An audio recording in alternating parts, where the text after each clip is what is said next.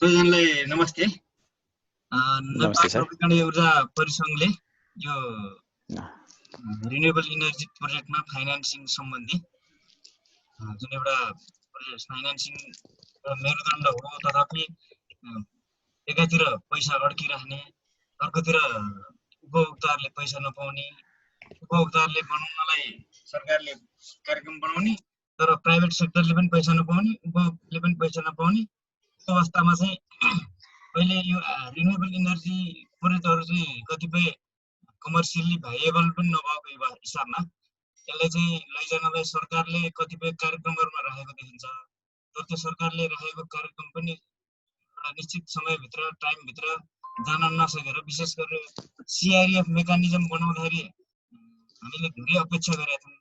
यसबाट चाहिँ धेरै राम्रो हुन्छ। एउटा इनोभेटिभ इन्भेस्टमेन्ट मोडल मेकानिजम चाहिँ यही हो। योबाट चाहिँ कम्पनीहरूले पनि क्रेडिट पाउँछन्, यसबाट चाहिँ प्रोजेक्टहरूले पनि लोन पाउँछन् र यो प्रोजेक्ट बन्नलाई जुन अड्केको अवस्था छ त्यसलाई एकदम सुचारू हिसाबमा जान्छ र एउटा रिभल्भिङको हिसाबमा पनि जान्छ भन्ने किसिमको जुन एउटा मान्यता थियो, त्यो मान्यता चाहिँ अहिले यो सिआरइएफ जन्मेको पनि यति समय भइसक्यो र हामीले चाहेर अथवा नचाहेर यो किन चाहिँ सक्रिय हुन सकेको छैन, यसमा के नीति नियमहरू, के अप्ठ्यारोहरू अथवा प्राइभेट सेक्टरको केही कमी कमजोरीको कारणले गर्दा हो कि अथवा सरकारको अथवा वैकल्पिक ऊर्जा अथवा सम्बन्धित निकायको केही थोरै पहलले यसलाई चाहिँ जुन हामीले इम्प्लिमेन्टेसनको लागि इन्भेस्टमेन्ट मोडल छुट्टै बनाउनु पर्ने हो कि कवर्गको ब्याङ्क चाहिँ डोल्पा हुम्ला जुम्ला जस्ता ठाउँहरूमा चाहिँ जान नसक्नुको कारण के हो? उनीहरूले चाहिँ कतै त्यो उनीहरूको प्रायोरिटीमा नपरेर हो कि यो सिरियसली चाहिँ अहिले जुन एनएमई ब्याङ्कमा पैसा राखेर एउटा मेकानिजम गरेको अनुभवमा चाहिँ हाम्रो मनोविनोद सरलाई आज हामीले निम्तो गरेका छौँ। मनोविनोद सरसँग चाहिँ एकदम डेप्थमा हामी चाहिँ छलफल गर्छौँ। यसमा हामीले कुन तरिकाले गर्दाखेरि यो इनोभेटिभ इन्भेस्टमेन्ट मोडल चाहिँ हामी क्रिएट गर्न सक्छौँ अथवा त्यसमा चाहिँ प्राइभेट सेक्टरले गर्नुपर्ने हो कि सिर्फ आफैले त्यसलाई चाहिँ इनोभेटिभ इन्भेस्टमेन्ट अबको इन्भेस्टमेन्ट मोडल यो यसले गर्दाखेरि ब्याङ्कहरू पनि सुरक्षित हुन्छन्, प्राइभेट सेक्टरले पनि काम गर्ने वातावरण बन्छ र त्यहाँ जुन ठाउँमा सेवाग्राही ठाउँमा चाहिँ यो फन्डिङको च्यानल फ्लो मिलाउनको लागि पनि सजिलो हुन्छ भन्ने किसिमले हामीले पत्ता लगाउनको लागि चाहिँ आज यो हामीले गरेका छौँ। यस विषयलाई अलिकति योभन्दा अगाडि पनि हामीले एनएमई ब्याङ्ककै दिनेश दुलाल सरसँग छलफल गरेका थियौँ। हामीले अलिकति यो विषयलाई थोरै प्रकाश पारिदिनलाई मैले हाम्रो नवीकरणीय ऊर्जा परिसङ्घका सल्लाहकार विश्वभूषण माथि सरलाई निम्तो गरेका छु। हामी उहाँ चाहिँ अलिकति फाइनेन्समा हामीलाई सपोर्ट पनि गरिरहनु भएको छ, यसको कसरी जाने के गर्ने भन्ने किसिममा। अहिले मैले एक्सपर्टको हिसाबले पनि सल्लाहकारको हिसाबले पनि मनोविनोद सरसँगको आजको छलफलमा हामीले चाहिँ मनोविनोद सरसँग चाहिँ के कुराहरूमा फोकस गर्दाखेरि राम्रो हुन्छ म सल्लाह दिनु हुनुको लागि मैले विश्वभूषण सरलाई अनुरोध गरेँ। त्यसपछि मनोविनोद सरले चाहिँ भन्नुहुन्छ अनि हाम्रो सुवर्ण कपाली सर आउनुभएको छ र हस्तजीहरू पनि आउनुहुन्छ। विश्वभूषण सर अब हामी कसरी जाँदाखेरि चाहिँ सजिलो हुन्छ? अहिले विश्वभूषण सरले अब वैकल्पिक ऊर्जामा पनि काम गर्नुभएको, डोनरसँग पनि काम गर्नुभएको, प्राइभेट सेक्टरमा पनि काम गर्नुभयो। सरको नजरमा सरको भ्यूमा हामी कसरी जानु पर्थ्यो, अहिले कसरी छ, के अपेक्षा गरेका थियौँ, कसरी जाँदाखेरि राम्रो हुनसक्छ र हामीले के विषयमा आजको विषय छलफल गर्ने फोकस गरौँ, त्यो पनि अलिकति थोरै चाहिँ विषयवस्तुमा प्रवेश गर्नको लागि मैले विश्वभूषण माथि सरलाई अनुरोध गरेँ। हस् गुनाजी, धन्यवाद। सुनिराख्नु भएको छ है? एकदम सुनिरहेको छु सर। बेसिकली अब यो अस्तिको मिटिङमा पनि मैले भनेको थिएँ, प्रश्न चाहिँ टफ क्वेसन होइन? हजुर हजुर, सोझो यसको उत्तर भएको भए सायद हामीहरू यसरी भेला भइराख्नु पर्ने जरुरतै पर्दैन थियो होला भन्छु म चाहिँ। किनभने अब प्राइभेट पनि आफू एकदम रमाइरहेको हुन्थ्यो, प्रोजेक्ट्सहरू गरिरहेको हुन्थ्यो, लगानी गरिरहेको हुन्थ्यो, बैंकहरू पनि अगाडि आएर ल पैसा ल्याऊ कि पैसा ल्याऊ भनिरहेको हुन्थ्यो होइन। प्राइभेट सेक्टर पनि एक्सपान्ड गरिरहेको हुन्थ्यो इत्यादि सबै कुराहरू राम्रोसँग भइरहेको हुन्थ्यो होला। र त्यो सबै नभइराखेको कारणहरू चाहिँ अब कतिपय कुरा हामीलाई थाहा छ, कतिपय कुरा अझ विश्लेषण गर्न बाँकी नै पनि होला। विभिन्न कारणहरू छन् होला त्यसमा होइन। अब सिरेफ अहिले मनुजीलाई तपाईँले जुन इन्भाइट गर्नुभएको छ, बेसिकली अब मेरो आज त अब हामी सिरेफ भनेर जुन एउटा इन्स्ट्रुमेन्ट बनाइएको छ वैकल्पिक ऊर्जा प्रबन्धन केन्द्रको इनिसिएटिभमा भनौँ होइन, र डोनरहरूको पुसमा पनि भनौँ, दुइटै वैकल्पिक ऊर्जाको मात्र इच्छाले चाहिँ नहोला, डोनरहरूको पनि इच्छा होला, इत्यादि कुराहरू छन् त्यहाँ। अब साँच्चै भन्ने हो भने रिन्युएबल इनर्जीमा who are the private sector in renewable energy इन्भेस्टर्सहरू को हुन् भन्ने कुरामै केही हदसम्म स्पष्टता हुन हामीलाई जरुरी छ जस्तो लाग्छ मलाई। यो कुराहरू अस्तिकोमा पनि सुवर्णजीले सायद ल्याउनु भएको थियो, सुवर्णजी हो कि विनोद कसले ल्याएको थियो। बेसिकली अहिले रेकनसँग आबद्ध जति पनि संस्थाहरू छन् सबै चाहिँ प्राइभेट सेक्टर त हुन्, तर प्राइभेट सेक्टरमा पनि बेसिकली केमा लिमिटेड छ भन्दाखेरि इक्विपमेन्ट सप्लायर र सिस्टम इन्स्टलेसन कन्ट्र्याक्टरहरूमा लिमिटेड छ होइन। अब त्यो बेसिकली प्रोमोटरसँग अथवा जो रियल इन्भेस्टर हो उसँग एउटा कन्ट्र्याक्ट लियो जसले चाहिँ फाइनेन्सिङको व्यवस्था गर्छ भनौँ न। तर अब रेकन अहिले भएको साथीहरू चाहिँ बेसिकली एक्सेप्ट एक दुईजना है, त्यहाँ कुशलजी एकजना एक्सेप्सन होला अहिलेको हाम्रो मासमा, र त्यस्तै एक दुईजना अरू पनि हुन सक्छन् जो मलाई थाहा भएन। बेसिकली अब हामी चाहिँ जुन अहिले भेला भइरहेछौँ basically equipment supplier, equipment construction गर्ने ठेकेदार इत्यादिहरू छन् र म्यानुफ्याक्चररहरू। बेसिकली सामान प्रयोग गरेर ऊर्जा भनौँ न, ऊर्जा प्रोडक्सन गरेर ऊर्जा बेचेर ऊर्जा पैसा कमाउने प्राइभेट सेक्टर जुन हामी हाइड्रो पावर सेक्टरमा देख्छौँ होइन, आइपिपीजहरू भन्छौँ नि, त्यस्तो टाइपको प्राइभेट सेक्टर चाहिँ अहिले हाम्रो रेकनमा चाहिँ अघि भने जस्तै एक दुईजना छोडेर अरूहरू छैन। त्यही भएर अब हाम्रो इस्युजहरू चाहिँ बेसिकली ओभरअल प्राइभेट सेक्टर सबै हामी इन्क्लुड अहिले गर्न सकिरहेका छैन। एउटा पार्ट त्यो हो होइन। किनभनेदेखि सप्लायरको भ्यालु चेनको एनालाइसिस गर्ने हो भनेदेखि सप्लायरको फाइनेन्सिङ निड्सहरू फरक छन् होइन, इन्भेस्टर्सको फाइनेन्सिङ निड्सहरू फरक छन्। अस्ति पनि हामीले यो कुरा गरेका थियौँ, आज पनि फेरि एक पटकमा क्विकली पिकअप गरिहाल्छौँ।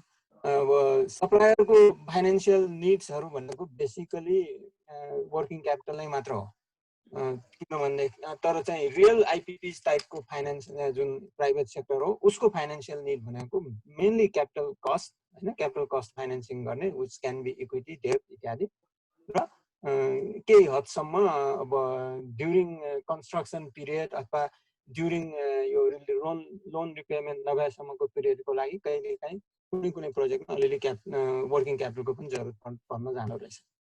भन्दाखेरि अब रिन्युएबल इनर्जीको फाइनेन्सिङलाई हामीले चाहिँ अब दुई किसिमले हेर्नुपर्ने भन्ने स्पष्ट आयो। एउटा चाहिँ रियल इन्भेस्टर्सहरू, अर्को चाहिँ यो चाहिँ सप्लायरहरू, दुईटाको अब मेनली फेरि दुइटै नभइकन अगाडि जाँदैन कि renewable energy. Renewable energy investor पनि चाहियो। सानो सिस्टमको हकमा चाहिँ घरहरू होला होइन, घराइसी इन्भेस्टर्सहरू जस्तै मैले घरमा 100 वाटको 500 वाटको 1000 वाटको राखेँ भने म चाहिँ रियल प्राइभेट सेक्टर इन्भेस्टरको हिसाबले पाएँ होला। मैले बेच्यो भने नभए सेल्फ कन्जम्सन हो भने फेरि अलिकति फरक हुन्छ। अब यो सबै कम्प्लेक्सिटिजहरूलाई विचार गरेर रिन्युएबल इनर्जी अगाडि जानलाई चाहिँ के कस्तो किसिमको फाइनेन्सिङ हामीले खोजिराखेको हो, र सिआरएफको रोल चाहिँ कुन किसिमको फाइनेन्सर, कुन किसिमको रिन्युएबल इनर्जीको प्राइभेट सेक्टरको एक्टर्सहरू होइन, सप्लायर अथवा चाहिँ अघि भने आइपिपी टाइपको अथवा हाउस होल्ड, यो दुई तिन किसिमका विभिन्न रिन्युएबल इनर्जीका एक्टर्सहरू जसलाई फन्डको जरुरत पर्छ, फाइनेन्सको जरुरत पर्छ, त्यसमा सिआरइएफको रोलहरूको बारेमा अलिकति प्रश्न पारिदिनु भयो भने, मतलब अहिले के सोचिराखेको छ सिआरइएफ स्कोपहरू कहाँनिर छ, कुन स्कोपलाई अहिले कभर गरिराखेको छ, त्यसलाई चाहिँ अलिकति त्यो फ्रेमवर्कमा अलिकति मनुजीलाई चाहिँ आज चाहिँ हामीहरूलाई चाहिँ भनौँ न एनलाइटन गरिदिनु भयो भने I think we can take this whole process of consultation further. अब भोलि अर्को हाम्रो डोनर साइडका पनि कोही आउँदैछन्, त्यसो गर्दाखेरि कसो होला मेरो विचारमा। म त्यतिमै अहिलेलाई रोक्छु। मनोजीलाई चाहिँ रिक्वेस्ट चाहिँ मेरो सुझावमा चाहिँ कस्ता किसिमको private sector renewable energy financing रिक्वायरमेन्टमा सिआरएफको के रोलहरू कहाँनिर हुन सक्छ अथवा कहाँनिर गर्ने अहिले स्कोप उसको आफ्नो स्कोपभित्र डिफाइन भएको छ। एउटा पार्ट हो। अर्को पार्ट चाहिँ अब फ्युचरमा अबदेखि अगाडि अहिले के भइरहेछ सिआरएफमा र अब अगाडि कसरी जाने विचार छ त्यो पनि एक किसिमले मिक्स गरेर अगाडि एक्सप्लेन गरिदिनु भयो भने I think it will be good inputs for the whole deliberation. Thank you. एकदम धेरै धेरै धन्यवाद विश्वभूषण अमात्य सरले। एकदम क्लियरली हामीले के विषयमा चाहिँ फोकस गऱ्यौँ भने सिरिएफबाट र मनोविनोद सरबाट चाहिँ हामीले चाहिँ यो रिन्युएबल इनर्जी फाइनेन्सिङमा चाहिँ सजिलो हुन्छ। अहिलेको रियल सिचुएसन भनेको विश्वभूषण अमात्य सरले भने जस्तै हामी फुल्ली कमर्सियल एकदम बिजनेसको हिसाबले चाहिँ यो नवीकरण ऊर्जालाई हामीले अहिले जो लागिरहेको प्राइभेट सेक्टर भए पनि हामीले त्यसरी हाँक्न नसकेको हामीले र यो आफैमा सेल्फ यो सेक्टर नै कमर्सियल्ली फिजिबल नभएको अवस्थामा चाहिँ हामीले यो फाइनेन्सिङ सिस्टमलाई कसरी लानुपर्छ भन्ने विषयमा चाहिँ अलिकति क्लियरली पारिदिनु भने राम्रो हुन्छ भन्ने कुरा भन्नुभयो। सुवर्ण सर केही थप्न चाहनुहुन्छ? सुवर्ण सर। होइन, अब यो जुन छलफलको फ्रेमवर्क आयो त्यसमा पहिला मनोविनोद सरको कुरा सुनौँ अनि त्यसपछि हामी छलफल गरौँ। अब हाम्रो सुवर्ण सरको पनि सहमतिले र इन्दिरा म्याम पनि आइसक्नु भएको छ। इन्दिरा म्यामको केही थप क्वेसन अथवा आजको एजेन्डा अथवा आजको छलफल चाहिँ कस्तो भयो भने राम्रो हुन्थ्यो भने के? सबैलाई नमस्ते। म अलिकति ढिलो भएँ र मलाई लाग्छ कि पहिला हामी मनु सरको यो जुन हाम्रो अमात्य सरले राख्नु भएको जिज्ञासाहरू सम्बन्धी सेरोफेर बसेर उहाँले चाहिँ नि उहाँको प्रेजेन्टेसन अथवा के छ उहाँको कुरा सुनौँ अनि त्यसपछि हामी डिस्कस गरौँला फर्दर। सरी। धन्यवाद इन्दिरा म्याम। र म मनोविनोद सरलाई अब चाहिँ यो आजको विषयमा चाहिँ यहाँले चाहिँ प्रस्तुत गरिदिनु हुनलाई म अनुरोध गर्दछु।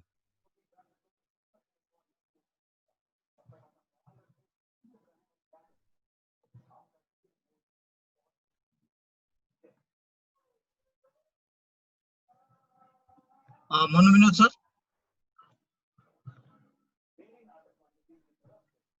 अनम्युट भयो? हजुर। हेलो, हजुर हजुर मलाई सुन्नुहुन्छ है सबैजनाले? अब ल, नमस्कार है सर म्याडमहरू। एकदम सान्दर्भिक विषयमा छलफल गर्न। अस्ति म स्याटरडे आउन सकिनँ, मेरो दुईटा चाहिँ त्यस्तै सोसल इभेन्टहरू थियो, त्यसको लागि म क्षमा प्रार्थी छु। र अहिले चाहिँ गुरुना सरले फेरि कल गरेर यो बसौँ भनेपछि मैले नै नाइ भन्नै नसकेर अहिले पनि काम मेरो पेन्डिङै छ, तर नो प्रब्लम। यो 1 घन्टा चाहिँ पुरै यसमै छलफल गरौँ, केही न केही निचोड निक्लेला। अब सिधै भन्दाखेरिमा सरले एबिसीको वेबसाइटमा अहिले जान भयो भने सुन्नु भएको छ है? हेलो, त्यो एबिसीको वेबसाइटमा चाहिँ सिरिएफको अपरेसन म्यानुअल अपलोड गरेर राखेको छ, अङ्ग्रेजी नेपाली दुईटैमा है। त्यो गभर्मेन्ट अप्रुभड अपरेसन म्यानुअल हो।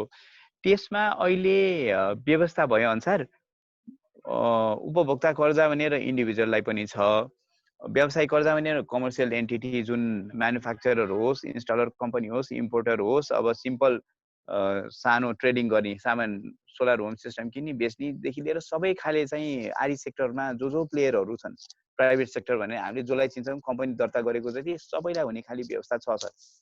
त्यो चाहिँ तपाईँले वेबसाइटमा हेर्नुभयो भने ठ्याक्कै त्यो भेटिहाल्छ। रिसोर्सेस भन्नेमा सिरिएफको चाहिँ अपरेसन म्यानुअल भनेर राखेको छ। प्रब्लम चाहिँ के भयो भने नि त्यो व्यवस्था नभए होइन कि अब हामी फन्डिङ मेकानिजम भयौँ। डेनमार्क र नर्वे चाहिँ 2017 मिड जुलाईमा छोडेपछि funding mechanism without any fund भन्ने चाहिँ भयो कि हाम्रो, specially on credit side of the business. सब्सिडीमा हामीलाई अरबौँ पैसा आउँछ सर, अहिले पनि अरबौँ छ। अब त्यसको कुरै भएन। अहिले पनि ब्याङ्कले चाहिँ सब्सिडीको फन्ड राखेर काम गरिरहेछ। हामीले पनि कुनै कुनै ब्याङ्कमा छरेर पनि राखेछौँ, एउटै ब्याङ्कमा कन्सन्ट्रेसन रिस्क हाई हुन्छ भनेर। तर सब्सिडीको पैसा चाहिँ कस्तो भयो भने त्यो डेडिकेटेड भयो, सब्सिडीको लागि कमिटेड भयो। त्यसले गर्दाखेरि त्यसलाई चाहिँ त्यो अलि युज नहुने खाली पैसा चाहिँ युज गर्न मिल्छ कि क्रेडिटमा भन्ने थ्योरी चाहिँ हामीले पहिले ट्राई गरिहाल्यौँ। गरिसकेका थियौँ सरहरूले भन्नुभन्दा पहिले यत्रो पैसा छ अरबौँ त्यसमध्ये 2-4 करोड 5-10 करोडै भयो नि त युज गरौँ न भनेर भन्दाखेरिमा लोनको चाहिँ जहिले पनि अस्तिको एउटा छलफलमा पनि मैले सानो भनेको थिएँ कम्तीमा 3 वर्षको चाहिँ लोन टेनियर हुन पर्यो के अलि ठुलो खालीमा हो नि त 5 वर्ष गइहाल्यो 5-7 वर्ष पनि दिएको छ अहिले ब्याङ्कले यो उसको 700 को केसमा कुनै अर्बन सोलरको केसमा 5-7 वर्षै पनि लोन दिएको छ नत्र भए पनि कम्तीमा 3 वर्षको चाहिँ लोन टेनियरलाई थान्ने पैसा चाहिँ फेरि हामीसँग छैन कमिटेड छ सानो अमाउन्ट चाहिँ 1-2 वर्षलाई चल्ला तर 3 देखि 5 वर्षको लोन धान्ने चाहिँ त्यो सब्सिडीको फन्डले मिलेन त्यसले गर्दा डेडिकेटेड सब्सिडीको फन्डलाई लङ टर्म क्रेडिट मोबिलाइजेसनमा राख्न सकिन कि त प्रोजेक्ट यस्तो फिजिबल हुनु पर्यो कि उसले चाहिँ 3 वर्षभित्रमा 2 वर्षभित्रमै पुरै पैसा तिर्न सकोस् अब त्यो फिजिबल छैन त्यो आरी सेक्टरमा चाहिँ धेरै प्रोडक्टिभ एनर्जी युज भयो भने मात्रै त्यो सम्भव छ अहिलेलाई चाहिँ त्यति धेरै प्रोडक्टिभ एनर्जी युज र क्यापेसिटी चाहिँ 90% अब 80% अब हुने चाहिँ अवस्था सबैमा चाहिँ हुँदैन कुनै एकदम सानो नम्बरमा चाहिँ होला तर मेजोरिटी केसमा चाहिँ त्यो छैन त्यसले गर्दा सब्सिडीको पैसा चाहिँ युज गर्न नसकेको मुख्य कारणै त्यही हो अब फेरि हामीलाई डर के भयो भने उता चाहिँ सब्सिडी फन्ड भनेर गभर्मेन्टसँग लिने ठिक छ त्यसलाई क्रेडिटमा युटिलाइज गर्ने भनेर पनि अप्रुभल लिउँला त्यो पनि होला तर भोलि चाहिँ एकैचोटिमा एकदम समय चाहिँ राम्रो भएर अनुकूल भएर चाहिँ धेरै जस्तो प्रोजेक्टले ल हाम्रो चाहिँ यही वर्षमा अनुदान दियो भनेर अप्लाई गर्यो भने त हामीले फेरि अनुदान दिनुपर्ने हुन्छ उता क्रेडिटमा दिइसकेको पैसा त 3-5-7 कति वर्षको लागि डेडिकेटेड उता चाहिँ फ्रिज हुन्छ यतापट्टि चाहिँ फेरि अनुदान बाँडिने पैसा नभए भने हामीले नेपाल सरकारसँग कि चाहिँ थप पैसा दियो भनेर भन्ने त्यो बजेटको अप्रुभलको प्रोसेसमा जानु पर्यो विच इज जेनरली लेन्दी नत्र भए आफैले चाहिँ दिएको पैसामा आफैले ऋण फेरि लिएर अनुदान तिर्न पर्ने अवस्था आउने भयो त्यसले गर्दाखेरि अनुदानको डेडिकेटेड पैसा क्रेडिटमा खर्च गर्न नसकेको मुख्य कारण नै त्यही हो मैले फेरि क्लियर गरेँ भने चाहिँ अनुदानको पैसा चाहिँ निश्चित प्रोजेक्टलाई टाइ अप भएर आउँछ हरेक वर्षको वार्षिक कार्यक्रम अनुसारै त्यो प्रोजेक्टलाई भन्छ कुनै प्रोजेक्टले ढिलो गर्दाखेरिमा हामीसँग फन्ड चाहिँ बसिरहने हो तर जेनरली चाहिँ त्यो फन्ड डेडिकेटेड नै हुन्छ त्यसले गर्दा क्रेडिटको लङ टर्म युजमा गर्न सकिएन अब उपाय के त त्यसले भनेर भन्नेमा चाहिँ पहिला डेनमार्कले मैले अघि नै भने डेनमार्कले चाहिँ हामीलाई केही पैसा दिएको थियो करिब 2.5 मिलियन डलर दिएको थियो 25 करोड हामीलाई सुरुवात गर्न ठिकै पनि अमाउन्ट थियो त्यस्तो सानो पनि थिएन तर त्यो थियो तर डेनमार्कले जसरी सहजै डाइरेक्टली चाहिँ सिरिएफमा पैसा हालिदिएर त्यो पैसा चाहिँ हामीले पार्टनर ब्याङ्कहरूमा डिस्पर्स गर्न सक्यौँ ह्यान्डिङ ब्याङ्कमा नराखी आउने साथै 2 दिनभित्रमा त्यो पार्टनर ब्याङ्कमा गइसकेको थियो त्यसको मुख्य उद्देश्य के थियो भन्दाखेरिमा हामीले पैसा 0% मै दिन्छौँ पार्टनर ब्याङ्कलाई र उनीहरूले चाहिँ आफ्नो प्रोजेक्ट जो लोन अप्रुभ गरेका छन् तिनीहरूलाई चाहिँ नर्मल केसमा कमर्सियल रेट चाहिँ 12% थियो भने हामीले 0मा दिएको पैसा चाहिँ 0%मा दिएको पैसा सिंगल डिजिटमा एटलिस्ट 9% चाहिँ हुनुपर्छ है भनेर त्यो शर्तमै लेखिएर चाहिँ हामीले दियौँ पैसा पनि तर कस्तो पर्न गयो भने हामीले 2015 को जुलाईमा चाहिँ त्यो पैसा पार्टनर ब्याङ्कलाई दियौँ 2015 को सेप्टेम्बरमा चाहिँ डेनमार्कले ल अब हामी चाहिँ यो एनरेपै क्लोज गरेर डेनिस एम्बेसी नै क्लोज गरेर पैसा चाहिँ फिर्ता लिएर जाने भनेपछि जम्मा 2 महिना मात्रै त्यो पैसा चाहिँ पार्टनर ब्याङ्कले चलाउन पायो त्यो चाहिँ स्ट्रिक्टली स्पिकिङ 2 महिनामा चाहिँ लोन जति दिन सके त्यो चाहिँ दिएको पैसाको आधा मात्रै युटिलाइज भयो पाइपलाइनमा अरू पनि थिए तर अब हामी चाहिँ पैसा फिर्ता लैजान्छौँ भनेपछि हामीले बाध्यतावश पार्टनर ब्याङ्कलाई के भन्यो भने ल ठिक छ अहिलेलाई पैसा हामीले दिएछौँ तर योभन्दा फर्दर चाहिँ तिमीहरूले डिस्पर्स नगर लोन चाहिँ अप्रुभ गरे पनि आफ्नै पैसा चलाऊ हाम्रो पैसा चिप फन्ड चाहिँ नचलाउन सक्ने अवस्था भएन हामीले चाहिँ डेनमार्कलाई अडिट भइसकेपछि त्यो पैसा फिर्ता गर्नुपर्छ भनेपछि त्यो 25 करोड रुपियाँ जति थियो त्यो 25 करोड मध्ये नि 12.5-13 करोड रुपियाँ चाहिँ भयो मेजोरिटी एनएमबी ब्याङ्कले नै युज गरेको थियो 7-8 करोड 9 करोड जति अरू ब्याङ्कले चाहिँ गर्दै थिए 1.5 करोडको त्यतिमै रोक्यो अब भनेपछि यहाँ मैले भन्न खोजेको कुरा के भने क्रेडिट गर्ने हो भने चाहिँ डेडिकेटेड फन्ड चाहियो सब्सिडीको फन्डलाई लङ टर्म युज गर्न पाइएन क्रेडिटको लागि पर्पजै फरक भयो सब्सिडी र क्रेडिट दुईटै पूर्व र पश्चिमका खाले चाहिँ काम हुन् भने एउटा चाहिँ डेडिकेटेड फन्ड चाहियो अर्को सब्सिडीलाई चाहिँ युज गर्नलाई अलिकति विशेषै अवस्था भयो भने मात्र सकेला सानो फन्ड 1-2 करोडले खासै ठुलो चाहिँ काम नहोला त्यो फेरि फिर्ता गर्ने शर्त पनि हुनु पर्यो त्यही टाइममा बरोबरले पनि तिर्दिन पर्यो त्यसले गर्दाखेरि यो दुईटा पाटो चाहिँ क्लियर गर्नुपर्ने छ क्रेडिटको लागि डेडिकेटेड फन्ड चाहियो सब्सिडीको फन्ड युज गर्न मिलेन अनि त्यसपछि टीएले पनि गर्न सकिन्छ नि ब्याङ्कसँग आफै फन्ड छ ब्याङ्कसँग चाहिँ आफैसँग चाहिँ कतिवटामा त हाइड्रोको डेडिकेटेड डिपार्टमेन्ट छ अझ एनएमबी ब्याङ्कमा भन्ने भए त डेडिकेटेड रिन्युएबल एनर्जीको पनि एउटा युनिटै छ। त्यस्तै युनिट चाहिँ हामीले अरू ब्याङ्कमा पनि टिए सपोर्टबाट गरौँ त ल, 2, 4, 5, 10 लाखै खर्च गरेर एउटा डेडिकेटेड आरई सेक्टरको विङ खोलौँ, अनि त्यहाँबाट चाहिँ सर्भिस पाउनेले त म्यानुफ्याक्चरर होस्, इन्स्टलर होस्, इम्पोर्टर होस्, इन्डिभिजुअल हाउसै होस्, त्यसमा चाहिँ गर्न सकिन्छ नि भनेर भन्दाखेरिमा त्यसमा ब्याङ्कको चाहिँ के थियो भने ल ठिक छ, हामीले 1, 2, 3 जना मान्छे डेडिकेटेड एउटा चाहिँ आरई सेक्टरको युनिटै भनेर हेर्ने गरेर हामी खडा गर्न सक्छौँ। तर मेन हामीलाई चाहिने चाहिँ प्रोजेक्टको पाइपलाइन हो। तिमीले हामीलाई 10 वटा प्रोजेक्ट दिन्छौ, त्यो चाहिँ हाइड्रो होला, सोलर होला, अब बायोग्यास, बायोमास, अब अहिले त लार्ज बायोग्यास, अब लार्ज अब अरू टेक्नोलोजीका कुराहरू पनि आए, विन्डको हाइब्रिड, विन्ड र सोलरको हाइब्रिड पनि आइसके। अब अहिले चाहिँ जियो थर्मल एनर्जी पनि एपिसीको चाहिँ स्कोपमा राख्ने भनेर कुरा भएको छ। त्यस्ता ठुला टेक्नोलोजीमा पनि हामीले गर्न सक्ने भयौँ। ल ठिक छ, त्यो पार्ट त भयो। तर त्यसको लागि चाहिँ सबभन्दा पहिला अहिले गर्न पर्नेमा विभिन्न कुराहरू छ।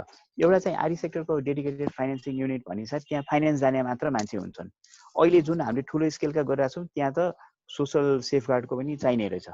अब अहिले राष्ट्र ब्याङ्कले पनि निकालेछ सर्कुलर, तिमीहरूले चाहिँ हाइड्रो भन्छौ, ठुल्ठुला मेगावाटको गर्छौ, त्यसमा चाहिँ तिमीहरूको सोसल सेफगार्डको हेरेको छौ कि छैनौ, इन्भाइरोमेन्टल एस्पेक्ट हेरेको छौ कि छैनौ, त्यो सबै कुरा हेर्नलाई चाहिँ तिमीहरूको ब्याङ्कले व्यवस्था गरे हुनुपर्छ भनेपछि ब्याङ्कले के भन्यो भने तिमीहरूको त्यो युनिटलाई चाहिँ तिमीहरूले 1-2 वर्ष सस्टेन हुने गरी चाहिँ फाइनेन्स गरिदियो भने अब चाहिँ हामीले सोसल सेफगार्डको पनि डेडिकेटेड युनिट चाहिन्छ भनेर त्यो पनि खर्च गरिदियो भनेर भन्न थाले। उनीहरूको डिमान्ड बढ्यो।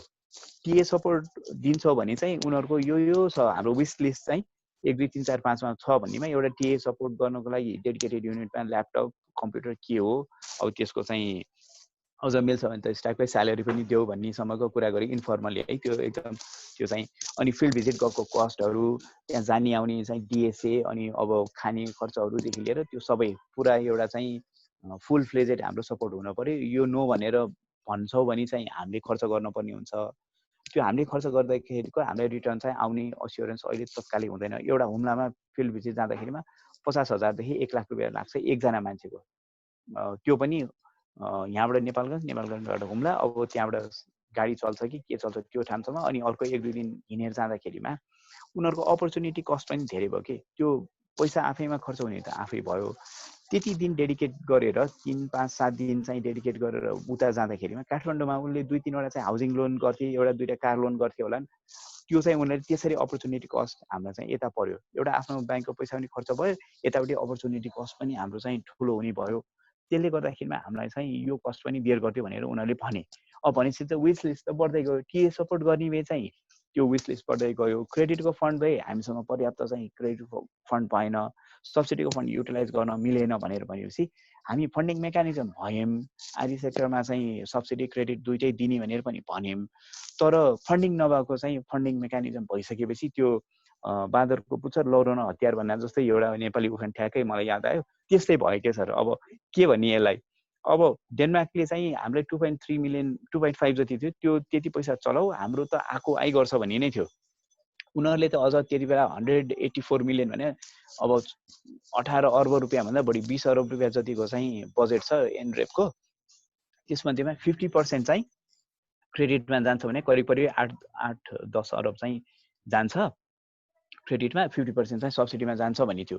हामीले त्यही चाहिँ फिगरलाई लिएर सबै ब्याङ्कको सिओ 32 वटा थियो त्यति बेला ब्याङ्कको सिओलाई पनि भेटेर ल है, हामीसँग चाहिँ एउटा ह्यान्डलिङ ब्याङ्क हुन्छ, 10 वटा पार्टनर ब्याङ्क हुन्छ, हरेक ब्याङ्कमा चाहिँ 1 अरब रुपियाँसम्मको फन्ड चाहिँ पोटेन्सियली वान सर्टमा आउँदैन एउटा चेकमा, तर तपाईँहरूसँग आउन सक्ने चाहिँ पोटेन्सियल यो छ।